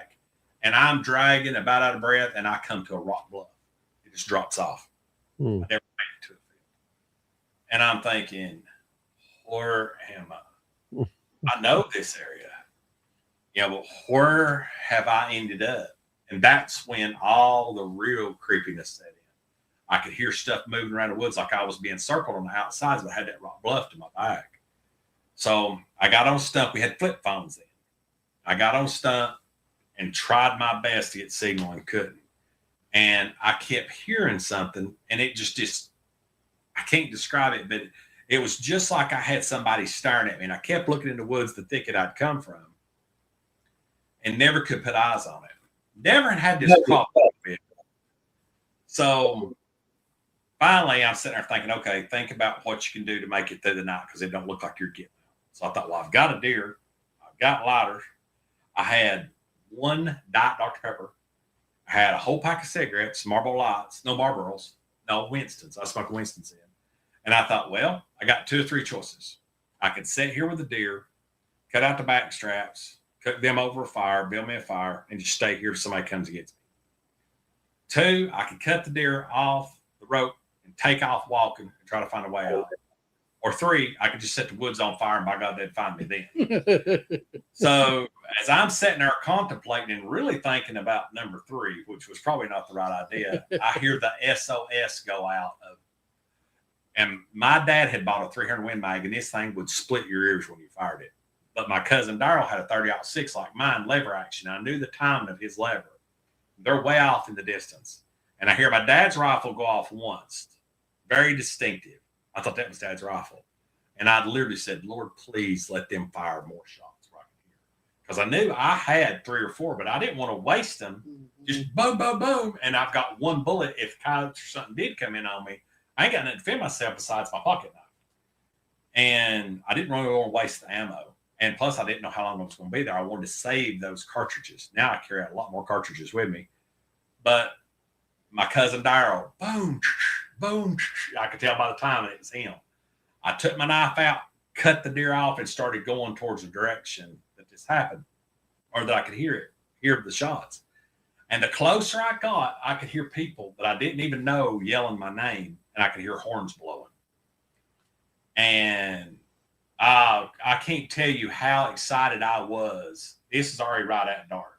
When I turned the corner and seen my cousin walking down the roadbed, I had went a mile out of the way. And, he said, you all right? You all right? And I'm like, yeah. And I'm out of breath. I took my hat off. My dad walks up and he's like, put your hat on. You're going to get sick. It's cold out here. And I'm just glad you're safe. And all these people I didn't even know, are so happy that they see me because they hadn't called the Rangers yet, but they were going to. And I was like, I'm leaving the deer. Let's just get out of here. And they're like, no. No, we'll go back and help you find it. They all had lights. So I left my gear sitting there and I went back and we backtracked and found that deer. It took us forever. We got it. It was close. It was almost dark when we come back out with it. My cousin Darryl was dragging the deer. He went on to the truck. We went back to get my rifle, my backpack, and my stand. And as me and my dad are leaving, we're almost to the graveyard. And I hear this. It's almost like the Coogee Booger sound. It's this gurgle, deep, long howl. And it sounds like it's come from 10 miles away, but it's so much volume. And my dad looks at me. I look at him. He goes, what do you think that is? I said, coyotes. And he just looked at me. He goes, there's no way. We took 2 or 3 steps and it did it again. And it just sounded so, I can't express how deep and how far that voice would carry. Mm-hmm. So we got the deer, we got out, we went back to the motel. The next morning, we went back, and there was a bunch of people parked at the graveyard, and some of them were dragging deer the night before. And so Dad, just being nice, he walks up to this guy, and he's like, hey, did y'all hear anything last night? And that guy spun around and looked at us, and he goes, are you talking about that howl? And we were like, yeah. He goes, buddy, we killed a buck back on the backside of 15 on this old trail. He said, we were trying to get that deer out. 3 of us were teaming up trying to drag this deer. He said, that thing come to us, would howl, and they heard it knocking. They heard stuff hitting trees. So they thought locals was messing with them, but they didn't think anybody else heard it. So I'm like, yeah, whatever. So, but I thought, well, maybe somebody's playing a joke. So we come out of there, we go to the Dover Inn and eat. And when we get back, it gets to playing on my mind. I thought, I'm going to look it up. And I just put howling in LBL. And then all the stories come up. The internet's so much faster than it was back then. But the Beast of LBL, the old movies, where the people had found that camper where it had been busted through, and the eyewitnesses from that town had come forward. So then when we went back the next year, my curiosity's piqued. So I'm starting to ask some of the locals. They're like, oh, go talk to such and such, or go talk to this guy at the hardware store. It was crazy, the stories we heard that happened in there. And then that put me on a trail of the Bigfoot searches up there. People doing the howling and the knocking and all of the equipment investigations that they were doing in there. And there is no doubt, if you talk to people of 50, 60, 70 years of age, they're going to give you some good information. If you talk to the younger generation, they write it off as myth. Completely write it off as myth. Because they're like this all the time. They've got attention span about that long. And it's, but yes, I've got a lot of experience with LBL, and that was, the only encounter I ever had there. But to talk to the people that's around that area, even in the Kentucky side, they talk about it. So there's a lot of investigations. A lot of people don't go up there during the hunting season, the 2 hunting weekends, but it's open to the public from the time bow season opens till rifle season ends for bow hunters only. So a lot of people that go up there and hunt that religiously, they've got a lot of stories to tell about it. a lot of things they hear, growls, stuff they see in some of the hog wallows. Because when hogs come out, they'll wall out a big area. They just uproot fresh ground, and then they've seen prints in it. You know, Ooh. big footprints in it with nothing around it. Wasn't something thrown 4 feet. You know, it went through on 2 feet, and they said they've seen that in them hog wallows. And at LBL, they won't let you shoot a hog. They want to trap them and transport them somewhere else, which don't help the problem. It's about like me catching skunks in my house and putting them loose on your porch. Yeah. It still doesn't make any sense to me. So I don't agree with everything they do. And they have how many babies at a time? I mean, just Yeah, like, 20, 30 babies, they just keep going. They can breathe 3 times a year. yeah. But on that hog wallow part is where a lot of people see evidence. So when I go this year, I'm going to try to look at some of the, I'll see if I can get any more information on it. But and I know that you guys have talked about going to LBL. Yes. So I'm hoping that when I go on Thanksgiving weekend, that I can get y'all some footage or at least some markers, and who knows, maybe a couple names that people could talk to you if we have time to get into the public like we did before. We used to go for 3 or 4 days and hang out in the public for a day or two. Now we mainly get there because it's Thanksgiving weekend. You got to get hunting that Friday morning. So, we're on it unless we kill, and then we don't go back. But yeah, I've got some. I've been around LBL. I've spent my fair share of weekends up there. Hmm. But you didn't know nothing about the dog man or Bigfoot when you first went. When I first heard it, I had no idea, and I didn't even think twice about it till I punched it in. And it's crazy. If anybody on here goes and punches on YouTube, Land Between the Lakes Beast, Land Between the Lakes, or if you do LBL Beast, Yep. LBL Dogman, it is crazy. The info, you can go down a rabbit hole of just crazy people with not crazy people, crazy stories, but people with interviews. And the thing is, what's scary about all that going on, you still hear all these interactions, but that age group of people that know the stories that's been passed down are in their 4th quarter of their life, and they're not around to hear it anymore. And that's what's so important about preserving this stuff. Yeah. That's one of the reasons we want to go is because it's from a lot of people and from a lot of stuff that we've heard, how much activity happens. And we know some people, Greg Ogles with Relic Films and stuff. They've gone and shot some movies out there and had some crazy activity. Even some rakes came down on them. Really? Yes, 3 of them. His next movie is going to you'll be able to see them. He says, and he says that he's got PTSD cutting that film from what happened to seeing those things on the film. But just hearing about all this, I'm like, oh, let's go. I'm ready. I believe the LBL thing, especially because you got so many spots you can go and look.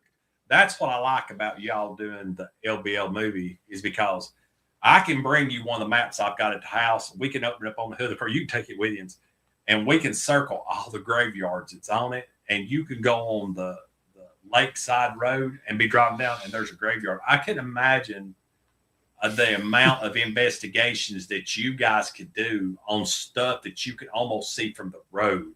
Yeah. You know what I'm saying? Yeah. And as long as you got a backcountry permit, you can do anything in there you want to. You can't go in there and shoot something with night vision goggles. Right. But you could go in and do an investigation or anything like that. And they don't frown on you having pew-pews. No. No, because, now, you can't. As long as it's not a long rifle. Yes, exactly. So during bow season, they kind of frown on it. But, but if they walk up and you're wearing what clothes you got, you're not in hunting attire, and it don't look like you're a hunter, they're not going to expect you to go on a try something at night. Right. But there is a lot of stuff that you guys could investigate, especially around the unit that I'm most familiar with, which is the largest unit in the Tennessee side, and that's Area 15. Yes, that's where we need to go. Yes, we will. I honestly think that there's a lot to go there. But what's crazy is that, like you were talking about a second ago, Jamie, there's a lot here too. There's a lot here. It's like I'm really glad Jason brought up the Black Panther, because that is such a it's like a it's almost like it's mythical yes. now, but it was. I think Jason's a little younger than me or a little older than me. He knows. Well, both of you have heard it. All of the stories around the Black Panther in Piney, and how many people seen it? And that's like, and a lot of people, when the Smokies caught on fire and the bears, we got a lot of bears here now. I'm surprised you ain't seen one over here. We've got them all over this back here. But when the Smokies caught on fire, a lot of the bears come down the valley, come right down from the Smokies right up Tellico Lake, and they got here and loved it. Well, winters are milder. There's plenty of food. There's plenty of berries. There's plenty of water. There's shelter. There's rock bluffs. There's all this stuff they can hide. So a lot of people were mistaking the bears when they first got here on trail cameras for the Black Panther. So you can debunk a lot of that stuff. Yeah. But the way technology has come on nowadays, TWRA and these other people, these government officials can't keep us from not seeing what we see on our own cell cameras. Yep. Those pictures are taken, and not only are they sent to your phone, they're on an SD card. So if you look on the hunting forums, you're going to see some odd stuff. You're going to see panthers. You're going to see stuff that does look like an upright dogman or an upright walking dog. And people say, oh, that's a bear walking. There is a huge difference between a bear's hind legs and chest cavity, and there is something that is more canine. Yeah. Not only count the orbs, the bears don't have shoulders when they stand up. They just go straight down. But you think about here in Loudon alone, the stories, and that's just like there used to be some stories around the old train trestle down here, next to where the Carmichael Inn is now. My papa told a story my mom was talking about here not long ago, to where him and my granny, when they were dating, they were walking down the railroad tracks and it was snow. You know, it's we just get a lot more snow than what we do now. And they met somebody with a lantern walking towards them. So papa just put granny in behind him. You know, they were teenagers then, and then my parents was even born. And there was a glow from the lantern, an oil lantern, that was lighting up the snow. You know how bright snow can be when the light hits it. And my papa, you know, dropped his head and nodded. And when they passed, he got granny to come out from behind him, and they noticed there was no glow anymore. So they both spun around. There was nobody there. So they followed. We was going to follow the footsteps. There was no footsteps in the snow. So he's told that story, and I've heard a lot of people around the hutch area, where a hutch manufacturer used to be. There was a lot of stuff about people seeing a lantern going across that bridge back and forth. Now, I never had no experiences with it. That was a story that my mom's dad told me, and my mom has told me, you know, at times too, what he's told her. But there was a lot of stuff around that bridge, and you just don't hear those stories of Loudon and Sweetwater area, all the hosiery mill stuff with the weird stuff that was going on out there. You don't hear nothing about that. Jason and I did an investigation on the opposite side, where it's right over there by where the dog pound and all that is. There's, if you go through the woods right there at the dog pound, there's a markers and everything for Civil War. That was a Civil War embattlement right there. So they had guns and everything up there. Oh, okay. And we got pretty good evidence up there, didn't we? It's where the North blew the bridge up, or the South. I can't remember which one. Did. Yeah, the South blew it up. Blew the bridge up, and it was interesting.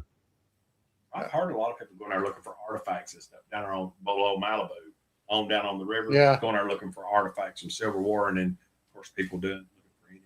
They say there's old trains in the river down there.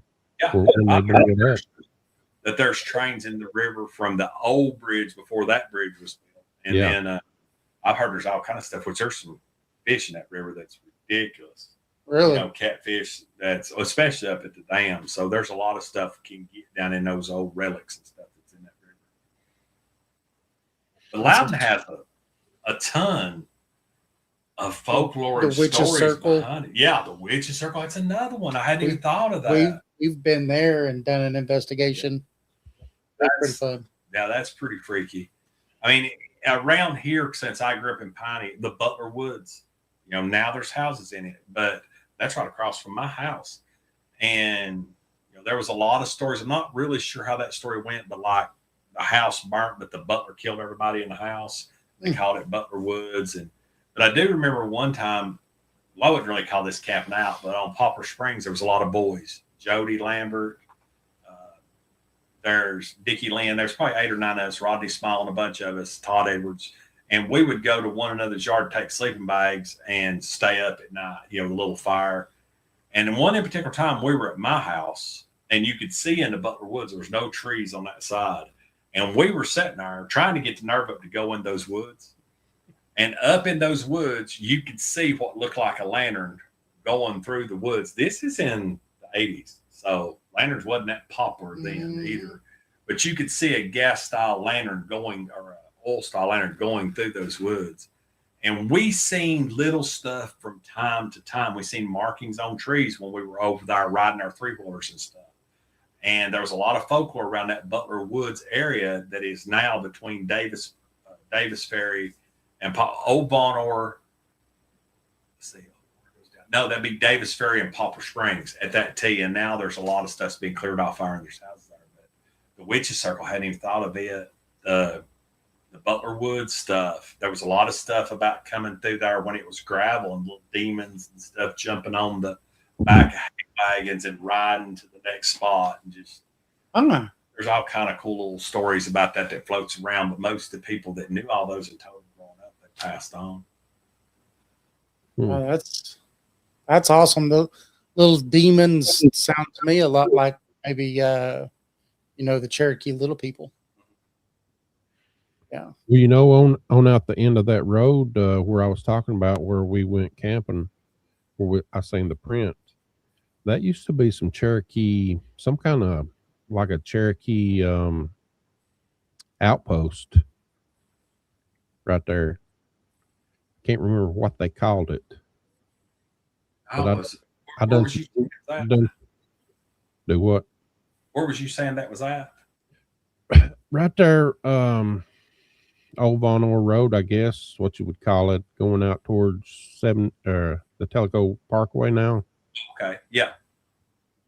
So where we were camping right there in the bottom of that. Oh, the back of it. Yeah. Yeah. They used to be like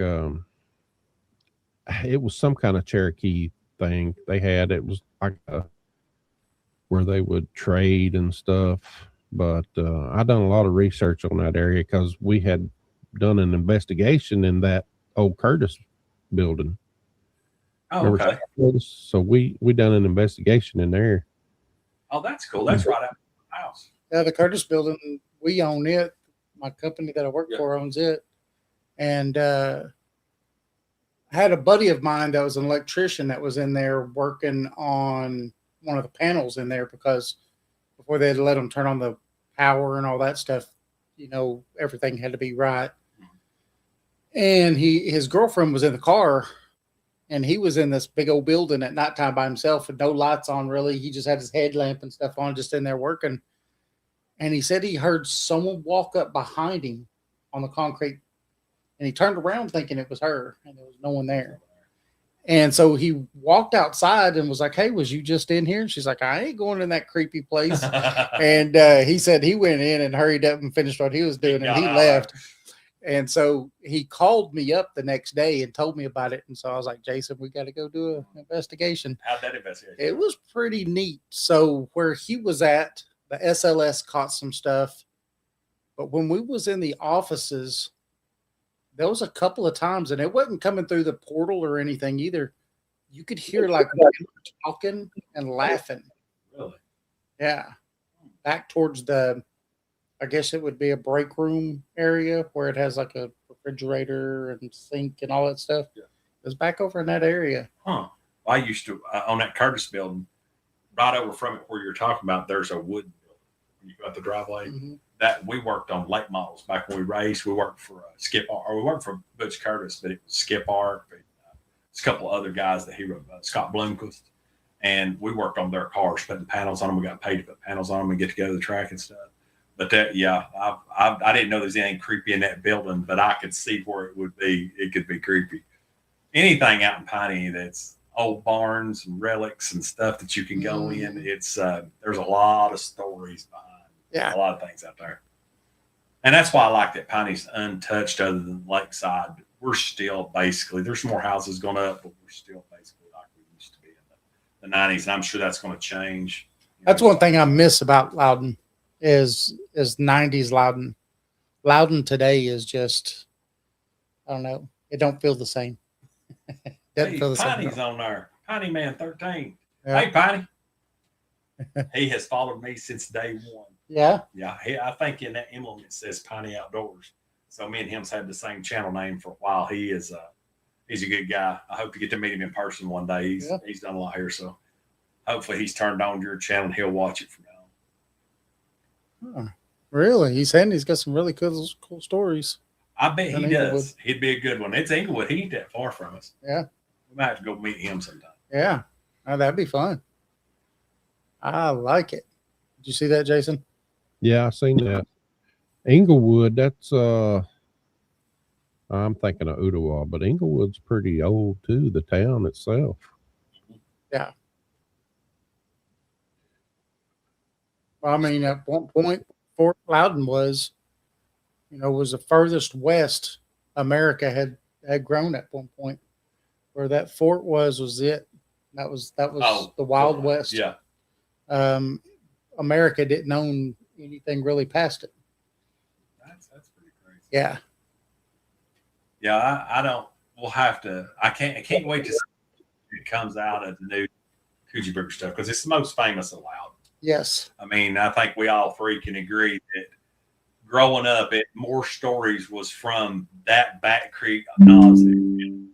Yes. And there's pretty much, even if you just sit and listen to how many stories of the girl at the well, how many different versions there is of it, is enough just to keep you intrigued. Yes. And if you do the stories at night, that was one of the best things about taking the girls there was because if you got to the well at dark, you had plenty of time, of course, there's usually alcohol involved, and you could tell the story. Not only did you have the girl you're with glued to you, you had every girl that was with every guy focused on you, scaring them to get back in the truck with those guys to go down and party.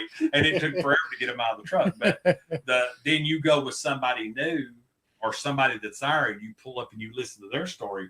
It's similar in a way, but it's not exactly the way you heard it.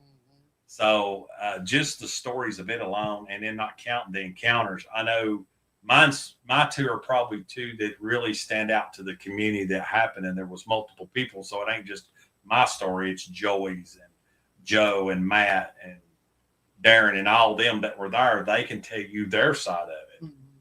But there's stories that people happened, they wouldn't tell nobody.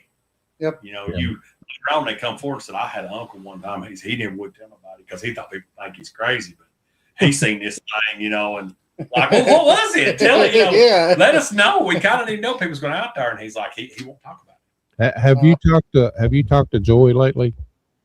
I talked to Joey. I stopped in advance the other day. I've seen him a few times. And I talked to him. I'm going to be cutting some of his old racing videos and putting them on sticks for him.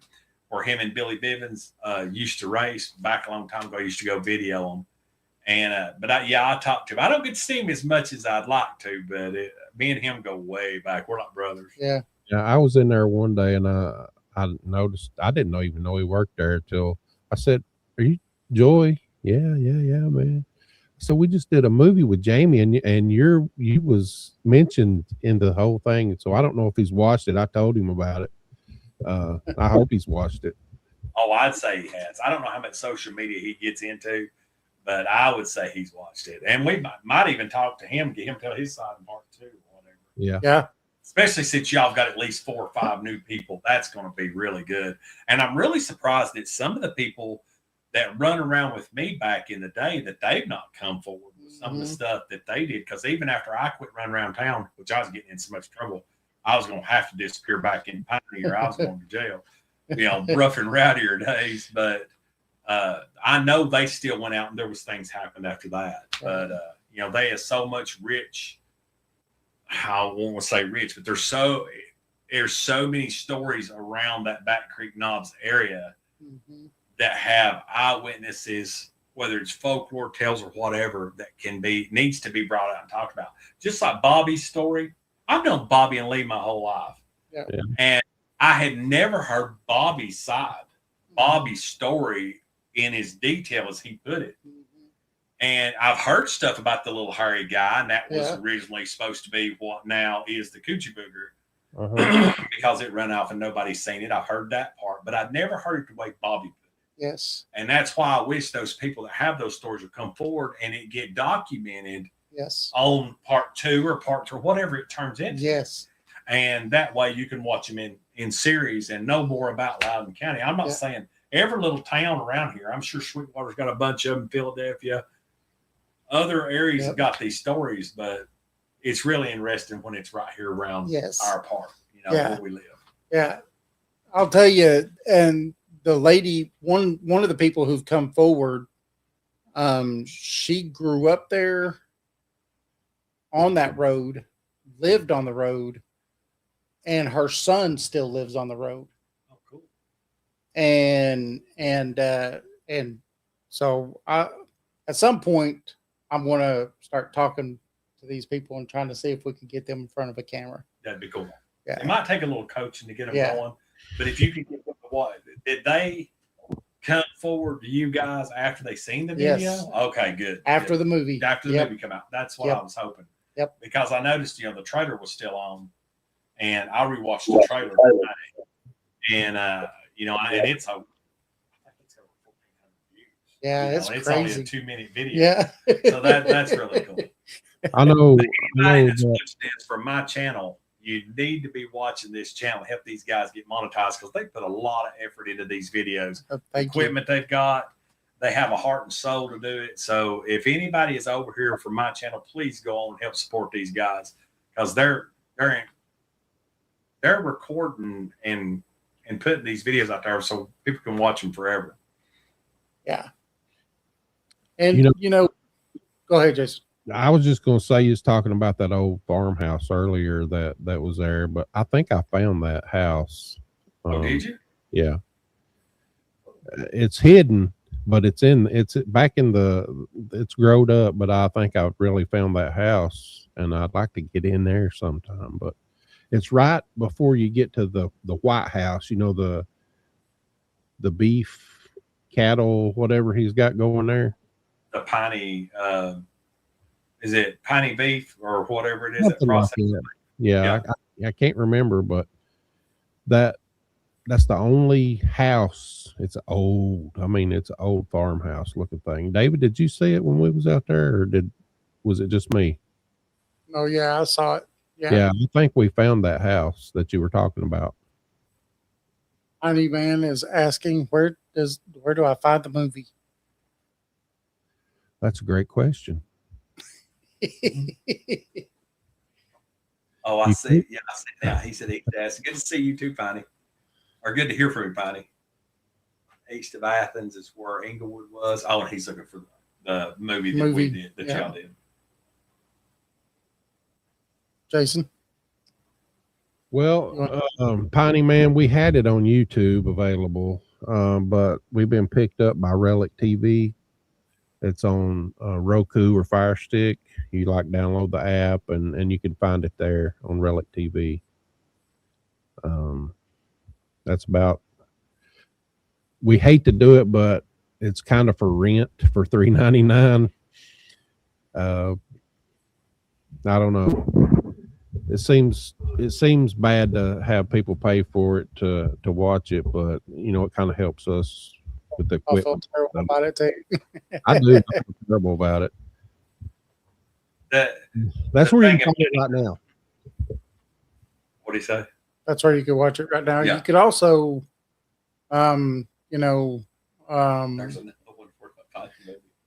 so Relic, if you have a Roku TV, you could go in and where you could download the apps on your Roku TV, type in Relic TV and it'll pop up, and we're on Relic TV. So, or for a $2 membership.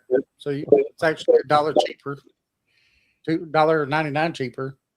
You can just do a $2 membership on our website, and it's there. And what is it in? It's in The vault. the vault is what it is. Once, and then you could just do that for, do a month membership and then drop it, and you got to watch it for a month for $2. So either way. I hate charging for it. I do. Yeah. Well, the thing that people's got to understand, not only was I excited about being a part of this, but me being a YouTube content creator, I wouldn't say influencer, but a content creator, I know what it costs to do my side. And my stuff is a lot in a tree. So there's a lot of things. And then I do a lot of DIY stuff. I know what it takes to buy the cameras, the equipment, the SD cards, the time that you're doing. All of us have regular jobs, and we're still trying to do this. Not saying that we don't do it because we don't love it, right. But what people have to understand is it's hard to make it just for free. And sometimes in situations, it's like it would probably be different for these guys if they were to the point of being monetized and they were drawing in money for the views on their videos and their lives and stuff like that, but they're not making any money. And that's why they have subscriptions and everything else, where I've been blessed enough to have enough followers to be monetized. So, if you like stuff like this, it's going to be good to go on Roku and go to Relic or go to their site. I mean, at least it'll pay for the SD card. Yeah. I'm not saying none of us ever make a living doing this, but we do it because we love it. Yeah. Yeah. And, doing this kind of stuff, I'm sure you're the same way. It's fun to get to tell these stories. Oh, yes. And that was the thing is like, when we chose to do this story, we're like, this is not our story. This is our community story. It's a community story. Exactly. And so we was just like, oh, we need to tell this story. But it was funny because you was the first person who was like, we got to get Jamie's story. We just got to get him to tell this thing. it turned out really good. David said he messaged you or something. I said, well, let me message him. I don't know if you've seen his message, but you probably did. But a lot of times with me, I get so many messages through Messenger because it comes through YouTube, and there'll be so many to catch up on, or I've got the grandkids I'm working on this. I actually seen, I can't remember which one. I seen one of yous and answered it, and then went back and was going back through this and seen the other one. Was it? Yeah. And I went and answered the other one. Then you saw mine. Yeah. And then I'm like, let's just do it. Let's get together. And we were able to pull it together pretty quick to do the thing. But, with 5 grandkids working and trying to run my YouTube channel, I stay pretty busy most of the time. It's hard. It does get hard. And that's what people's got to understand. There's got to be some way to at least recoup some of the money. Not that we get paid to do it, but, with what they're doing, you're not getting the sponsorships like I do. I get sponsorships and free stuff sent to me to do videos on, and the things I build and then, hunt with. There's a lot of opening doors with these guys. They're trying their best to document, just sitting in this room looking at the stuff that they've got for a podcast that I want to get into. It's just more I'm going to have to buy to get into to do the podcast. We can help you with all that. Yeah, I might need y'all's help because I've got a lot of people requesting us to do, to do some podcasts. And I'd love to get you guys and different people on. And so a podcast is probably something that I will eventually be doing. So be looking forward on Piney Life. I have some kind of real podcast. That's awesome. Yeah, because go ahead. What was that? I was just going to say I did see somebody on YouTube that has a Piney podcast. I don't know. That's actually mine. It's the Piney One More Hunting Story, and all that is I did, which I need you guys' help. I kind of going to sound dumb here, but I did all the hunting stories this summer, and people really loved them. But it was a video of me talking. Problem then I seen that I could change them to a podcast where it could be listened to by Mike. Mm-hmm. But it said you got to have a RSS feed or something to be able to go to different platforms. And I had no idea. So basically, those videos got dumped into a podcast playlist that supposedly can be heard on YouTube Music, but I ain't been able to find it on YouTube Music to see. So I'm going to need one of y'all's help on figuring that out. But that is that podcast, that One More Hunt Story, is going to be dedicated to just hunting stories of the stuff. So you can go watch it on a video side, or you can listen to it on an audio side. We'll have to get you to over to who we use for our audio side, huh, Jason? Yeah, Spreaker. Spreaker. Okay. That's where Spreaker. that's where we get paid. Yeah, we get paid from Spreaker. Spreaker. Jason takes every one of our shows, and on YouTube, you know, you can take just the audio on it. He'll take the audio, put it over on Spreaker. Spreaker puts us on every podcast platform. Oh, so it's a one-shot deal. One shot, and they put it on you, or what is it? What are we on, Jason? We're on Spotify. You name it, we're on it. iTunes and everything. Okay, cool. Yeah. And they don't make you wait to get monetized. It's same day monetization. So I want to be monetized, and that's it. You're done. it'll actually put the commercials in your audio For you. Wow. Now you could go in, and if you want them in specific areas, you could even move the ads. Oh, okay. To get them to a drop or at a hook or whatever, if you're trying to tell a story. Okay, that's good, because when it showed me that it could do that, I'm like, okay, I'll put it in podcast and put a microphone beside it. And I'm like, okay, well, these people could be driving to work if they want to listen to a hunting story, because hunting story, there's not a lot of hunting story podcasts out there, but there's a couple that I listen to are really, really good. And I would like to get to interviewing people and do the video side and do the audio side, kind of like what you guys are doing. And I would like to do that with people around here. Yeah. Anyway, I know that's probably more we should discuss off the air, but it's anyway, all right. I appreciate the help anything you guys can give me. No, absolutely. That'll be fun. well, For everybody out there that was asking, the name of the movie is The Legend of the Coochie Booger. The Legend of the Coochie Booger. Coochie booger. And no, it's not a porno. We were asked that. We were asked that. Yeah, we were asked that. We said, is that a porno? If you looked at some of my comments from that, I released that video back in 2020, 2021. There was some graphic, hilarious comments that come up about that. And I was calling him Coogie. Yeah. Coogie. Yes. And then, because that's what I always heard from it. And as it went on, you hear that it's changed. So I actually changed some of my stuff. I have a paranormal list that has a couple of videos on it, the Jaws and my video and the trailer. And I had the movie on there too. And I think you could put it back on there, because I did put it private, but David changed it to unlisted. So I think you might be able to put it back on. Yep. Well, we'll figure it out. Yep. If not, then I can give you the link. But that's okay. Yeah, because I think I've still got the link where I can at least watch it. But there was some clips I want to show you guys when we get off here that I want to show you how to do shorts. But yeah, it's gonna.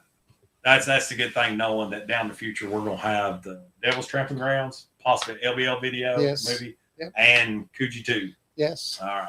Yes. Hopefully I can be help out in some way with some of them, be a part of it. Yes, absolutely. We look forward to that. So what's your next video? Just the camper going on right now? Or? Yeah, right now I'm in the camper build. That little old camper is, I've added all the racks and stuff. I've I put wheels on it today, AC. It's getting a full paint makeover, insulation. It's going to be a really cool overland. I think there'll probably be a series of those videos, a long series of those videos getting ready for hunting season. There'll be some cold weather camping in. Of course, we don't really get our super cold weather after deer season, so we'll probably do some stuff on the lease, some break-in videos, some traveling videos with it. Probably what everybody's going to see from me the next 2 months is going to be the series of the mini camper stubby. I'll be doing a Honda Pioneer 8-year review. I had that thing 8 years. Wow. I've had it 8 years yesterday. And I'll be doing an 8-year review. Those seem to do real good. And I'll be giving an update on what our season holds. This is the best season I've ever had for draws and chances and bonus deer, but I think it's going to be cut short due to my health issues, but there's still going to be a lot of content. So the people that are diehard content like Piney, and people like that really like to follow it, they're going to see a lot of DIY stuff and a lot. Of course, hunting season's coming, and my channel will be all on hunting. But might be able to do something cool around LVL. Maybe I'll do a side video around the LVL. Yeah. And who knows, if you do go to LVL next year, maybe I can go with you guys. That'd be awesome. Go to do some video. And who knows, we'll probably take Stubby. Oh, that'd be awesome. Old Stubby up there. I can cook some mean back straps and fried potatoes, boys. I can keep you fat and happy, I tell you. That'd be fun. Yeah. Well, Jamie, glad you could come on and share them stories with us. Well, I appreciate you guys having me. I'll come on anytime you guys want me to come on. I enjoy talking to you. All you have to do is fill out that form, and it will come back again. Yes. That sounds good. Thanks for having me, guys. And for anybody else that wants to come on, all you have to do is go to the website, and we have a form that you can fill out to be a guest on the show. That's right, Lady Mull. Ain't that right, Lady Mull? You remember the Mull singing convention? Yes. Yeah. Well, guys, we appreciate you watching for 2 hours, and hope you enjoyed. Jamie, David, you want to take us out? Absolutely. Thanks, Piney Man. Remember, you can connect with us at paranormal411.org. Follow us on Facebook, YouTube for all the latest updates.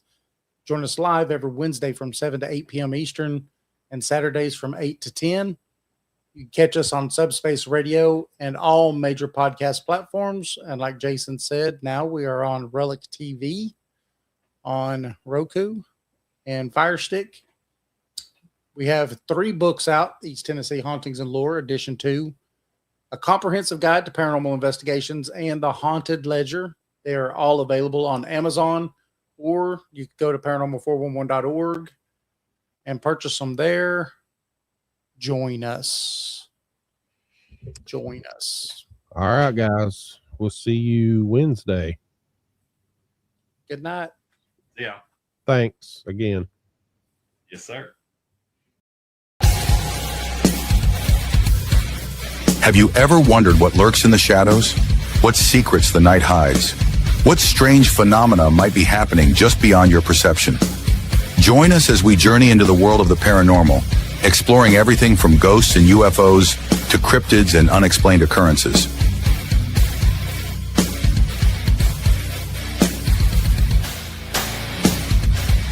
From haunted houses to all things paranormal, join us in the search for the truth behind the veil.